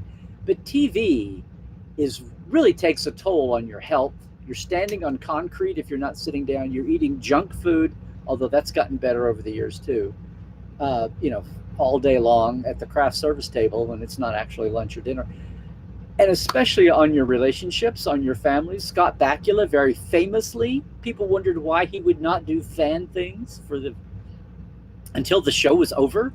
The show was canceled before he did a convention for the first time. Right. Because he had done a lot of that during Quantum Leap, and he blames that for ruining his first marriage. It's whether that's or not. But anyway, he's divorced, and Chelsea is his partner now. It's his second wife. But he doesn't go on. Scott's doesn't, he also doesn't go on and on about his personal life, but he keeps that close to the vest. But he blamed that for his losing his first marriage. But that's typical. You could say, I don't know whether Roddenberry's marriage was troubled to begin with, but certainly the original series didn't do anything for that. Bob Justman basically wound up almost having a nervous breakdown by the time he quit during the third season, regretfully, because it was just he was doing too much. 60s producers did 5 times what they do now. He was doing everything. I keep finding a new thing that Bob Justman was doing, and his title was only associate producer. It's like, that's Mary Richards on the news at WJM-TV. I mean, associate producers are people that are like uncle's nephew that work on the show. I mean, now. But I say that there's lots of associate producers on Picard and Discovery. I'm not insulting anybody, but I'm saying is it was insane that Bob Justman's title was only associate producer, and he was picking the composer. I mean, he was running post. He was looking at scripts. So there are lots of sacrifices over the years by actors, by crew people, especially because they don't get the glory. They hopefully get a nice, stable union job with benefits, and hopefully, and then for the 2 months they see their wife and kids, if that's what they're doing. So in all that, your lead up into this, talking about your personal experience last week, I'm going to make it personal here. It was like a dream job when we get to LA. It's as much about Star Trek as just having the stability of a union security and having medical benefits, especially in the 90s. But when we moved to LA, it was great that Janet went from working temp at Star Trek to a full-time job that she had for 5 years. And you can put up the first K3 that I sent you. So this is like, if you've got the real first one in the black sweater. Yep, it's coming. There we go. It's coming. Make it bigger. There we go. This is like a month. This is like from November 94. And, okay, there we go. So anyway, she's got a busy desk, but it's not too cluttered. She's got call sheets on the bulletin board. Anyway, it's, you know, but if you flash forward about 4 or 5 years, especially working on a Voyager where Brannon is the showrunner, not Jerry Taylor, and it's a little spastic, it was just kind of overwhelming. It took a real toll, especially because we had grade school kids at home. And this is the same office? Yeah, that's the same office. Let me put them side by side. People can see the difference here. Yeah, it's Heart 104. Let's see. Come on, image. There we go. Yeah, have we had? Are you sure you want to stretch the tech capacities of? I know. I'm really. Are you sure you really want to go down this asking for road it today? It's slightly different angle, but there you go. A lovely Heart building with a floor heater and an old rickety air conditioner at the top there in the window. But, and I say it takes a toll, but it was in hours. And the thing about the way the DS9 people were out at 6, but the writers on Voyager, led by Brannon, would do rewrites at night, and they kept Lolita and Janet both around. She would be there well past 6. A lot of times she would be there till 9 or 10. And a lot of times she would be there till 9 or 10, and somebody would say, Brandon would call and say, okay, go ahead and go on home. She'd sit there for 2 or 3 hours for nothing, thinking they might do work. And then the boys, the writers, go, I guess we're not going to do this tonight. But they kept some of the staff. There were probably down the chain, because they had the print shop would be open. Somebody in the print, and that was like its own entity. So somebody over there was hanging around for 2 or 3 hours. So it's just a very personal thing we did. In fact, my favorite story is, if you want to put up that third one, this was her bulletin board. Yeah, the bulletin board. Everybody has a bulletin board, or you have in your cubicle, or whatever. So Janet had a small office, and it's just kind of. I just took this to take it. It'll take it a while to settle in. But it's filled in with memos and work things and call sheets and stardate lists and all that, and cartoons. But she's got things of the kids up here, and that's the thing. Oh, by the way, here's the Jerry Taylor era script covers for first drafts and and covered every other season. First, even odd numbered seasons, even numbered seasons, finals, and anyway, and a season's worth of call sheets up there. But the biggest toll to this day, she will say, those 3 or 4 years, she feels like she missed out on the kids' evenings a lot of times. Yeah. Now they're fine, but she has this guilt that those formative years of like late grade school years that she missed out. And every once in a while she's down, she go, oh, but I missed out on the kids' lives. And I'm like, you did not miss out on the kids' lives. And I don't want to be condescending, and they obviously didn't, but she feels she carries that around. So that's why that and a few other things, it was getting insane. She finally, this dream job she left after 5 years because it was taking such a toll, and she was driving her crazy, and for several reasons. So yes, people give up sacrifices for something they think is cool, for the greater good, for stability. Even we got health insurance just fine. It cost a lot more. But I mean, so you're giving sacrifices up, but at some point, maybe it's time to give up the sacrifice. And Janet, just like all kinds of people at all levels, it takes a toll there. So there's a case of, there's your K3 for this week. I love that K3, and because I guess, this is where we're coming to with this episode is, and life support live in general, it's about Star Trek, but it's also about us, and it's about how these things can help us.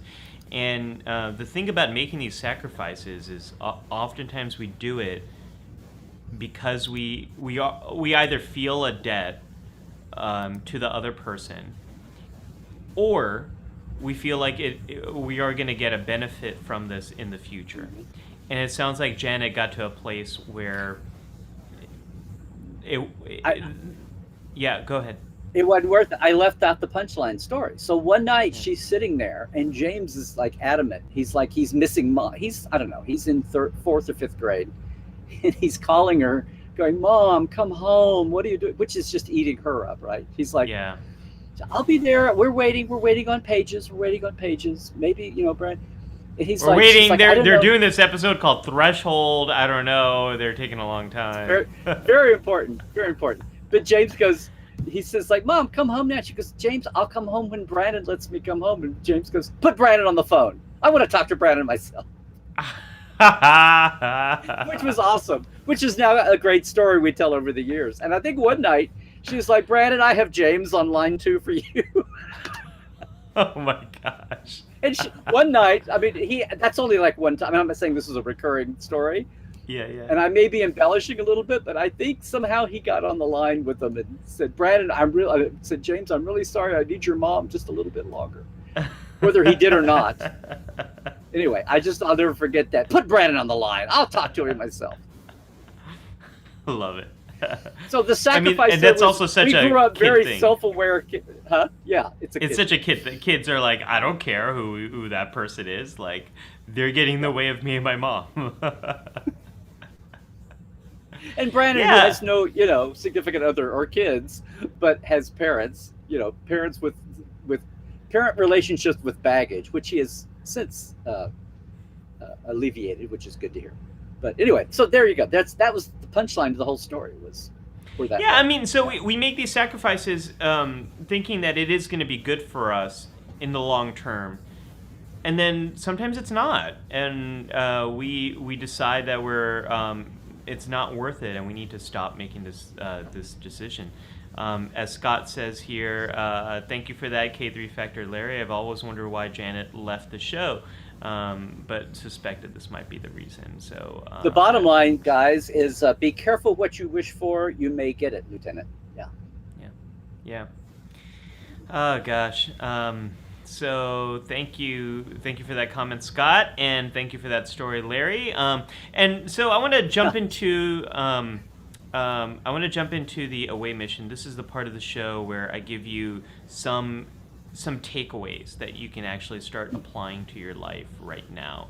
And my takeaway here, I mean, this is all getting personal again. We started the show at the top. We started and we barely started. I feel like we weren't even traveling at impulse. We were at thrusters. Trying to get out of station. We were not at station keeping because we were not keeping station. No, we were just kind of drifting. Yeah, we were drifting. We almost ran into another starship or something, and Anyways, I really need we're to get here. Some ship models. I'm the only Star Trek person in the world that doesn't have a ship model right here near their desk. Yeah, you definitely need some. I have a ton. I have props. I have viruses. I have all kinds of things here, but I don't have ships. Viruses? What? Like a macrophage? Like what virus? No, I showed you the virus from Prophecy. Didn't I show you? Was it this show? I think so, Larry. So this is. Whoops! Can you see? Yeah. That's the maple, that sugar, whatever that maple tree, that pod, I've gone blank. Whatever the tree is that has the seed pods. That's what Mike Okuda used. It's dried, but Mike picked one of these up, took it in, and then when they needed a virus in Prophecy for the Klingon virus, they showed the scan of it. He just put this on a copying machine scanner, made a 2D scan of it. and then built that out and animated that into a lot of ugly looking. It looks very much like all the coronavirus cells we're seeing. Right now. It really does. And then after the show was over, Mike goes, "Here, Larry, here's your virus." So this is the actual seed pod that they scanned to make the virus you see at Prophecy. And then he made me a custom. You probably can't read it. He made me a custom Okudagram capsule. Oh, that's cool. What retrovirus? It says retrovirus type 47B, biohazard, and I can't. The last little line says wash hands before returning to work. I mean, it's got the technobabble. Anyway, but that is the virus from how did we get on this? I don't know. But anyway, I don't have ships, and I've got a bunch. Ships. I've got a bunch. I'm a sucker for starships, but I have to keep them hidden out of sight. Because you otherwise my daughter might get them. But yeah, I do have my favorite ship of the new era. We suddenly turned into right show here. and tell, guys. Here, I'll Yeah, I hold the know. camera. You get up and leave. Okay. The Kelvin. I've got, this is the large Kelvin from, let's see if the camera will focus. There it goes. This is the large Kelvin from the Starships collection. The, what are they called, Larry? Don't drop it. We'll start a whole new timeline that no one likes. I like it. I love the Kelvin for a few reasons. One is, it still abides by Gene Roddenberry's rules. The warp core should be visible from the front. It looks very Federation, and it looks so different too. And I love that it's the first thing you see in Star Trek 2009, and I also just love how different it looks and how basic the design is. And it is it's the only thing in Star Trek 2009 that is exists in the Prime timeline as well as the Kelvin timeline. So there you go. Oh yeah, it obviously is in both. I just wonder if, and I guess the decals look weird in the Prime timeline too. They're too big for the saucer, but okay. Well, I mean the font, it's definitely got that. The font, yeah. The font is definitely 1701 Nobility A, B, C, or D font. I just think. Anyways, somebody said make it 25% closer to the front, so they did. So that's the Kelvin. Why are we talking about? I have a away mission. I don't know. I have an away mission, folks. Thanks. Why do we go on that away mission? Yeah. Let's go. Let's get out of here, Larry. I will sacrifice a little time right now to listen to your away mission. Okay. For the good of all. I'll make it quick. I'll make it quick. So, I mean, this is a time where we're all making personal sacrifices, right? For the public, for public health, for what's best in our communities. As we've been seeing the past couple of weeks, Larry, a lot of our European colleagues here, our European friends, have gone into additional shelter-in-place orders. California has passed additional restrictions this week. Things have been scaled back. Winter is coming, and we're heading into yeah, I know I am. I'm crossing the streams here a little bit, but we're heading into a tough winter, and there is hope on the other side for 2021. There is hope. We've had some good news on different vaccines, but we have a long road ahead of us, and it's gonna take us through a difficult winter. And that was not supposed to be an Enterprise reference, but. I'm just doing hand motions, and you're picking up on everything. I'm trying not to slow you down. So in the United States, we have Thanksgiving, a time where we usually celebrate being together, and many of us are not going to be able to do that, or we're being asked to make sacrifices for that. There's going to be very few opportunities for us to physically be in the same spaces. So a lot of personal sacrifices are ahead of us. And hopefully these are going to be the last big ones before we get to hopefully a safer place with this pandemic. Anyways, as you think about these weeks ahead and all the sacrifices we're going to have to make, what I want you all to do is really to think about when you're thinking about these sacrifices, in what way are they helping you? In what way are they helping those that you love? In what ways are they helping your community? Thinking about those parts of these sacrifices, whether it is to maintain your own health, to maintain the safety of your family and loved ones, whether it's about your duty to your community, to the people around you, to your neighbors, to to the elders around you, or if it's about maintaining as much as you can a safety. These kind of things are what is going to help us to make these sacrifices. That it's focusing on what we're giving up is really going to set you down a road of unhappiness and a lot of misery. But focusing on what we're gaining, focusing on how this is helpful for us, focusing on how this is going to help our healthcare system, it's really preserving a lot of safety, and how in the long term this might actually reduce our need for more shutdowns in the future while we're waiting for a vaccine. These kind of things are really going to help us with these sacrifices. I know it's hard. It's hard to just think about those things. But if none of that works, then just answer the question, how do these sacrifices that we are making, how do these help you with your own goals in your own life? And that might provide you with a little bit of the motivation to keep you going through this tough time.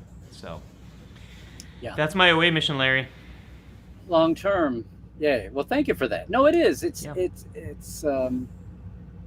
frustrating. It's amazing how science and what a lot of people see as common sense, or common sense once they understand it, and how that's been politicized and made divided. And aside from the politicization, it's exhausting.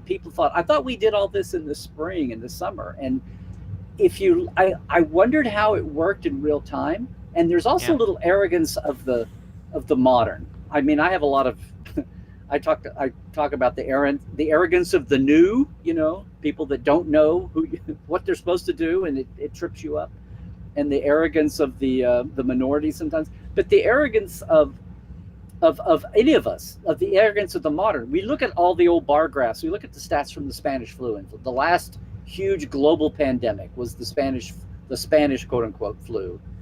And we saw there's a 3-curve wave there. The second wave was the biggest, but it lasted 18 months really. And then it echoed away. If you really start reading about it, it had little waves sort of went away.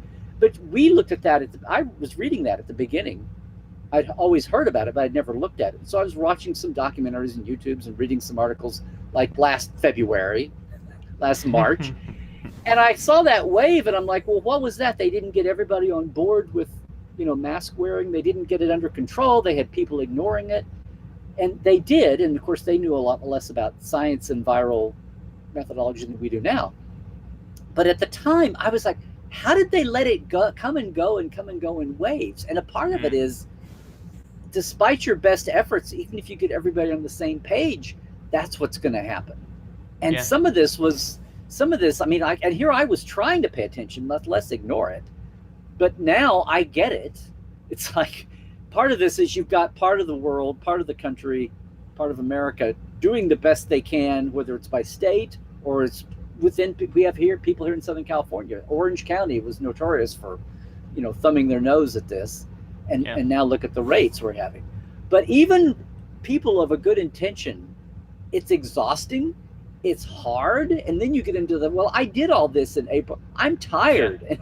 I'm seeing memes and things online by people saying, the virus doesn't know you're tired, or the virus doesn't know it should have gone away. The virus is just a virus. And I've always said the virus doesn't care what party you are, how old you are, what nationality or ethnic group you are, what your religion. The virus is just a virus. It doesn't care about any of that. Yeah. But now on top of that, it's like the virus doesn't care that you've been researching it and you think or the virus doesn't care that you did everything to beat it 6 months ago and you still have to keep up, So I've seen that too, but I know a lot of people who are well-intentioned are just exhausted as hell right now and getting a little resentful. But it's like the long car trip. It's like just a little longer, guys, just a little longer. You said that last time, Mom. I know. Glenn just had a comment about how his mother's in a high risk group, and but she also needs to see him. And so what I think a lot of us are trying to balance is how do we responsibly manage risk while also supporting each other and our mental health. Mental health is incredibly important right now, and we need to see each other, we need to be with each other, and we need to do that responsibly, as responsible as we can. So whether that means, if you're in a situation like Glenn, where you also need to support someone, psychologically support someone who's in a high-risk category, then that means you need to make other personal sacrifices and reduce the contact you might have with other people in your community, so that you're reducing the risk that you might be bringing to your mother. This is there's a lot of ways in which we are all making very personal sacrifice. Today, Larry, I'll give you an example. Today is my cousin's birthday. The cousins I am closest to, I'm saying plural because they're twins. I so want to go see them right now. But I also know that it's not the best, safest thing for me to do. Especially because my daughter's been going to preschool in person. And so I consider us to be a higher risk because my daughter has been having contact with other kids, and she goes to playgrounds and these kind of things. So because of that, You've already I feel got like one it's factor in play. Exactly. I don't have a K3 factor, but I have a K1 factor. And because of that, I need to be much more conservative in who I am exposing myself to. And my cousin has a young daughter who's 1 year old who isn't going out. So like I don't want to expose them to something we might potentially have. So, it breaks my heart. I love these guys and I want to see them. I have not seen them in person in a very long time. I don't think I've seen them in person since their birthday last year. Today last year. So, yeah. And I would throw just one thing on top of if it helps, hear the mantra. Please. Last spring, it was really hard on school kids and student athletes, but anybody graduating college or high school, but high school especially, middle school, I don't know, people who were trying to do young people look forward to, like their prom, their graduation, all that that ritualistic end of school stuff, and the spring sports too. But all these young people and you only get one chance. You don't get to, and they came up with virtual replacements and socially distanced replacements, and people tried to, different communities who were tried different things. And the one solace that I would think of to tell people, I didn't really have anybody in that situation that I knew of close to me, but I would see that happening, and I would try to say, look guys, it's hard now, but just think 10 years from now, 20 years from now, your whole life, you'll be able to say, oh, well, yeah, normal prom, normal graduation, normal this. I was the year of the pandemic. And let me tell you what, it's like someday this will be a badge of honor that you get to bore everybody. Well, when we were in the pandemic, back in 2020, and you'll have that for the rest of your life, and everybody else will go back to normal, mundane proms and graduations and whatever spring events. And I know it's gotten long in the tooth now. It's like, okay, but it's 9 months later. But this is our first holiday season.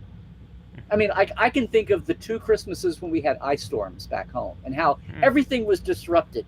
Once because we couldn't go anywhere, and one time because we were trapped where we were and we couldn't get out. And once we were trapped and had no power. It was like we couldn't travel, we couldn't leave, and we had candles, And hey, we were all together, So I'd be like, those years, they totally stand out to me, and I can totally remember that. So if we can get through, just like spring events and with our young people and all that, and the parents of the young people wanting to buy. Yeah. If we can get through these holidays with that mindset of, hey, we're always going to remember, boy, we're going to remember the pandemic holidays, and we'll all, we'll talk. If you can get on that side of it, I think that's helpful to people too. It's just like, just think of the stories we will sing, the songs that will be told, the stories.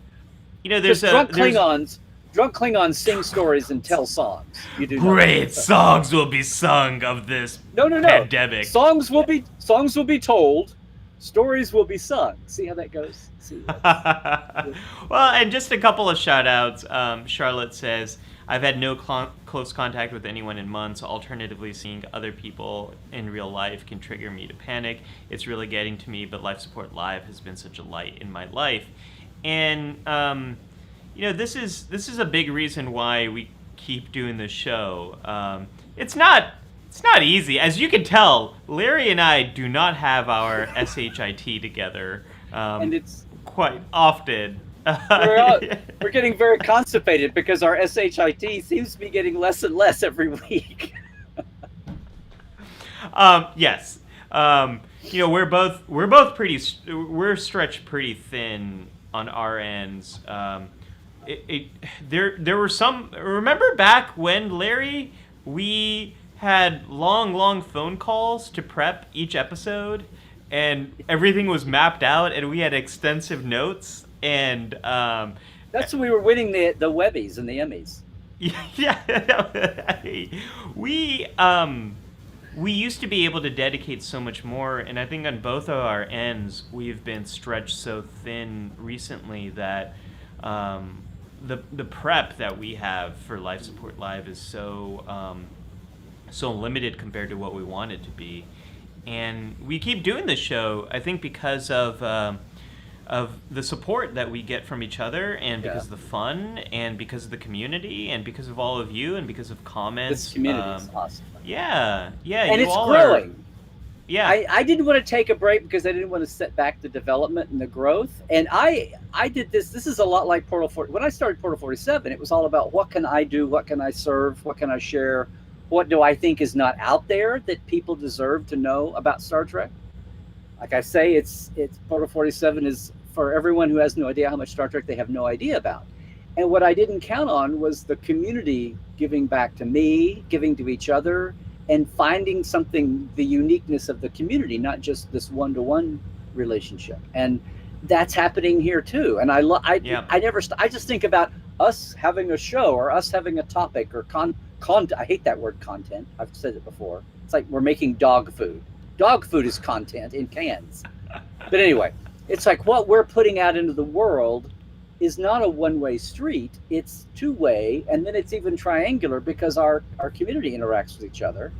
And oh my God, when we get together for those retreats, oh my God! And Jared's the social. I can't get over that. But anyway, I would love that. This is what's been amazing. And then to be reading people, different people say this from time to time, but I see people talking about how this is a little wild to say, but folks who are talking about how this is like a highlight of their week, and how they really look forward to our. And there's so many podcasts and so many shows out there, I know, but I like to think that we've got between what I bring and your your insight and our wackiness, but also the wackiness and the fun that our community brings in the chat here. Absolutely. It's not just here's the textbook on how online is supposed to be. It's like this is really bringing it to life everywhere. So for everybody who says they love the show and this is a highlight of your week, thank you guys. It's like I'm glad it is, and when I say this, I don't mean it it's like that was never part of the plan, but I'm glad it is part of the plan. Yes, I completely agree. It used to be, Larry, that I was starved to talk Trek, because I didn't talk Trek that much during the week. No, that's gone now. And it's nice that I don't feel like this void, because so much of my Star Trek talking would be limited to the times I would see a close friend or at a convention or things like that. Like I didn't have the regular contact. And Life Support Live has completely changed that. I always have something, and I'm always learning and growing from our conversations as well as our communities. And we're talking about personal sacrifices. Rebecca, I know you just came on towards the tail end over here, but Rebecca says, my mom is in the U.S. alone fighting cancer. I'm in the U.K. It sucks, but I'd rather keep her safe than do something daft like travel to her. And Rebecca, I think you're making a big sacrifice here, and you're doing it in all the ways that we've talked about in terms of what do you have to gain? Like why make the sacrifice? The sacrificing seeing your mom at such a difficult time. The risks involved there, Larry, of getting on a flight, of traveling, of going to see someone who's vulnerable, being exposed to other people, and then coming back. That's a lot of risk there. And you're not just beaming into the plane. I mean, No, you the can't- worst yeah. part about traveling is going to the airport and getting through all the systems. Even though I know Right. they're all doing all the socially distant required, all the safety requirements, that's just so many factors. It's like if I could just beam into, well, if I could just beam into a plane, I'd beam where I'm going. Come on, transporters. But yeah, it's like the flight part of the plane. The airlines have put filters into the filtrations and they pump up it's like it's the airports and the travel in and out that kill me. Yeah, and the United States doesn't really have a quarantine system set up into place. A colleague of mine just traveled to Taiwan, and they are required to be in quarantine in 2 weeks in a hotel. They cannot leave the room. They're monitored, so if they leave the door, an alarm goes off. They have to be in quarantine for 2 weeks. Not have any symptoms, not be COVID positive before they can enter the country. The United States is not set up in that way. So this is why Rebecca, I kept saying you're all doing these the right thing. all the American conventions that have a lot of foreign travelers usually coming to the States. That's why they're going to lose. That's why almost no one from overseas would have come to, say, Vegas in December, because they'd lose 2 weeks of work or whatever back home. Right, or life. San Diego Comic-Con. Yeah, absolutely. Yeah. Rebecca says, I need 2 trains and the underground just to get to London Heathrow Airport. So yeah, it's a very tough time. And as Scott says, monitored, but my freedom. I mean, this is the thing. This is where our more individualistic culture is really challenged. It's very hard in a culture that is so fiercely individualistic as the United States to think about us and think about community. So, so folks, we're gonna have a little bit more fun, just to remind everyone what is happening this week. So yeah, very soon on Tuesday we are having our Star Trek First Contact watch along, and I don't know if you noticed, Larry, but Jared said maybe the next watch along should be Star Trek 2009. I am all on board for that. Okay. So before we get there, we got to go through Star Trek First Contact. So on Tuesday, 2 p.m. Pacific, 5 p.m. Eastern, 10 p.m. GMT, we are having a Star Trek First Contact watch along. Bring your own movie, and we're going to be talking about this beloved Star Trek First Contact. Can Larry you see is that? showing all the different places you can watch it. Here's where you can get it free. You can watch it free. Subscribers can see it free on Prime, on CBS All Access, Hoopla, Tubi, Crackle, and Pluto. They all have Hoopla, which is the one you get through your library, which is awesome. But not Netflix. I take that back. Netflix, you can rent it. But no, you can't. Netflix, you can rent it. That doesn't make any sense. No, it's not on Netflix at all. I'm looking at YouTube Red here. Anyway, you can watch it for free on Prime, CBS All Access, and Hoopla. So, and internationally, the rights might be different for Star Trek First Contact on That's Netflix. True. It might. So if you have it internationally, globally, I should say globally outside of the United States, the rights in every country are different. So check your own local thing, but hopefully you own a copy of it. And if you don't worry, folks, just join in. It's going to be a fun hangout. I'm going to share a lot of fun stuff. Larry's going to share a lot of fun stuff. It's just a time for us to hang out before the holidays. Yeah, it was a I Was There production. So real quick, Michael Grafe, that app, and for him and everybody, the app is called Just Watch. I think there's other ones, but it's great because if you're trying to find it, if you want to see something right now, you can put it in, something from 1919 or today, put it in and it will tell you where it's available free, and if not free, how much it is to rent or buy it, and how much and where. So, and Christoph says you can also switch your country in Just Watch and find out what's playing in different regions. And if you want to watch it in a different country, you can always do a VPN and you can watch it in a different country. Viacom products nationwide? I don't. Okay, that always throws me. Viacom. So this will be just a fun thing on Tuesday, folks. We're taking Saturday off. It is a long holiday weekend here in the United States. It's Thanksgiving. I promised my wife I would clear away my whole schedule for Thanksgiving weekend, and that's what I'm doing. So I'm making a little personal sacrifice, not being. So here I was going to say you're making a sacrifice to miss us too. That's good. No, I can definitely, with all the changes around here, I can definitely take a little time off myself. However, I do want to say real quick before I don't know if you've started the.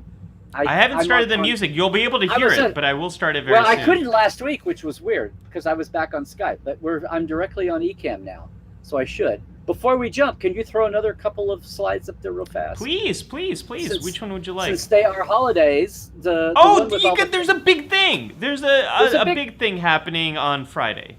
On Friday, I want to make sure and let everybody know this too. Since we're people talking about being at home and stuck at home, our good friend Aaron Harvey, who was the first person to join Portal 47, by the way, he always loves about this. I'm Portal 40. I'm Portales #1. Who did the animated series book, who improvs and who is doing Infinity Trek, I think now the podcast. He did a podcast for Trek FM called Saturday Morning Trek. It's all there. He's got a new group together called Trek Alliance. He's trying to get all kinds of Trek podcasters together. And for 3 hours, 12 to 3 Pacific, 3 to 6 Eastern, that would be 8 to 11 British time, I guess.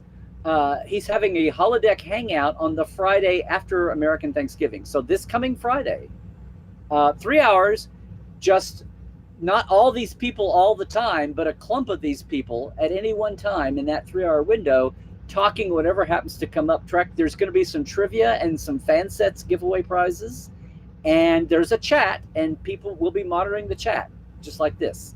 So look at the people that are in that crowd. It's a lot of great podcast voices right now. So that's 3 hours on Friday afternoon.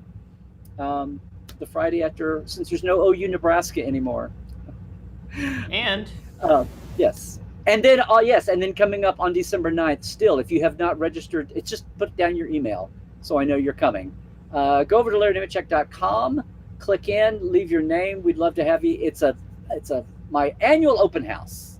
A little delayed this year, but it's another virtual event that's going to be awesome. Come on, I'll have some door prizes too. We'll have a little bit of a round table. But I'm opening the door of the portal. We have a big guest every year. We have guests every month.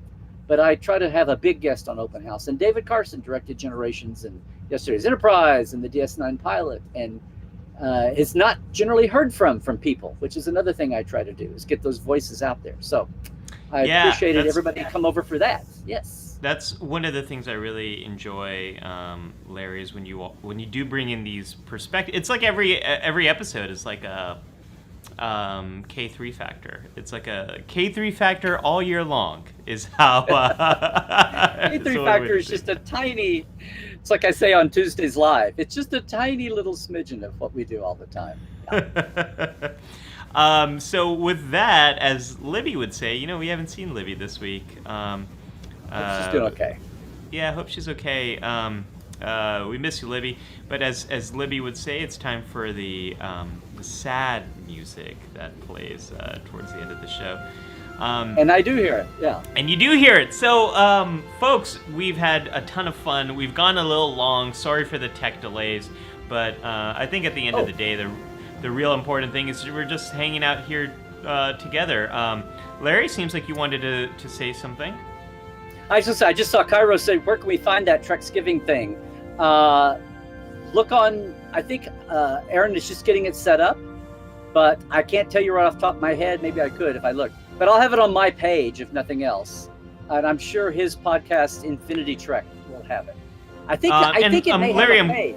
I'm guessing you're going to share it here on the Life Support Live group on Yes, Facebook. I'll put it. Oh, that too. Yeah. That too. Yeah. I just have to give a shout out to Michael Grave, who way back up at the top, you were talking about Kelvin and said, I was sacrificing by suppressing a Kelvin smirk. I just wanted to. And everyone's telling me that Libby's here. Sorry, Libby, I'm just not with it today, as you can tell from our tech stuff. Folks, we've had a wonderful episode. I've had a great time hanging out with you all. Remember, come back on Tuesday so we can watch First Contact together.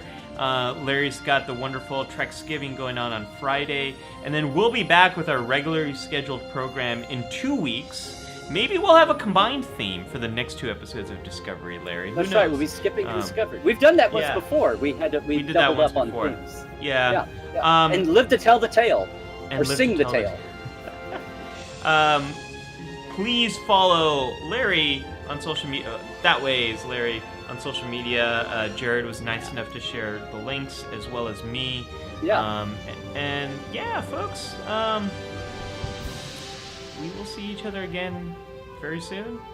See, whenever I can hear the music is when you finish up, and now it feels. I know. I usually.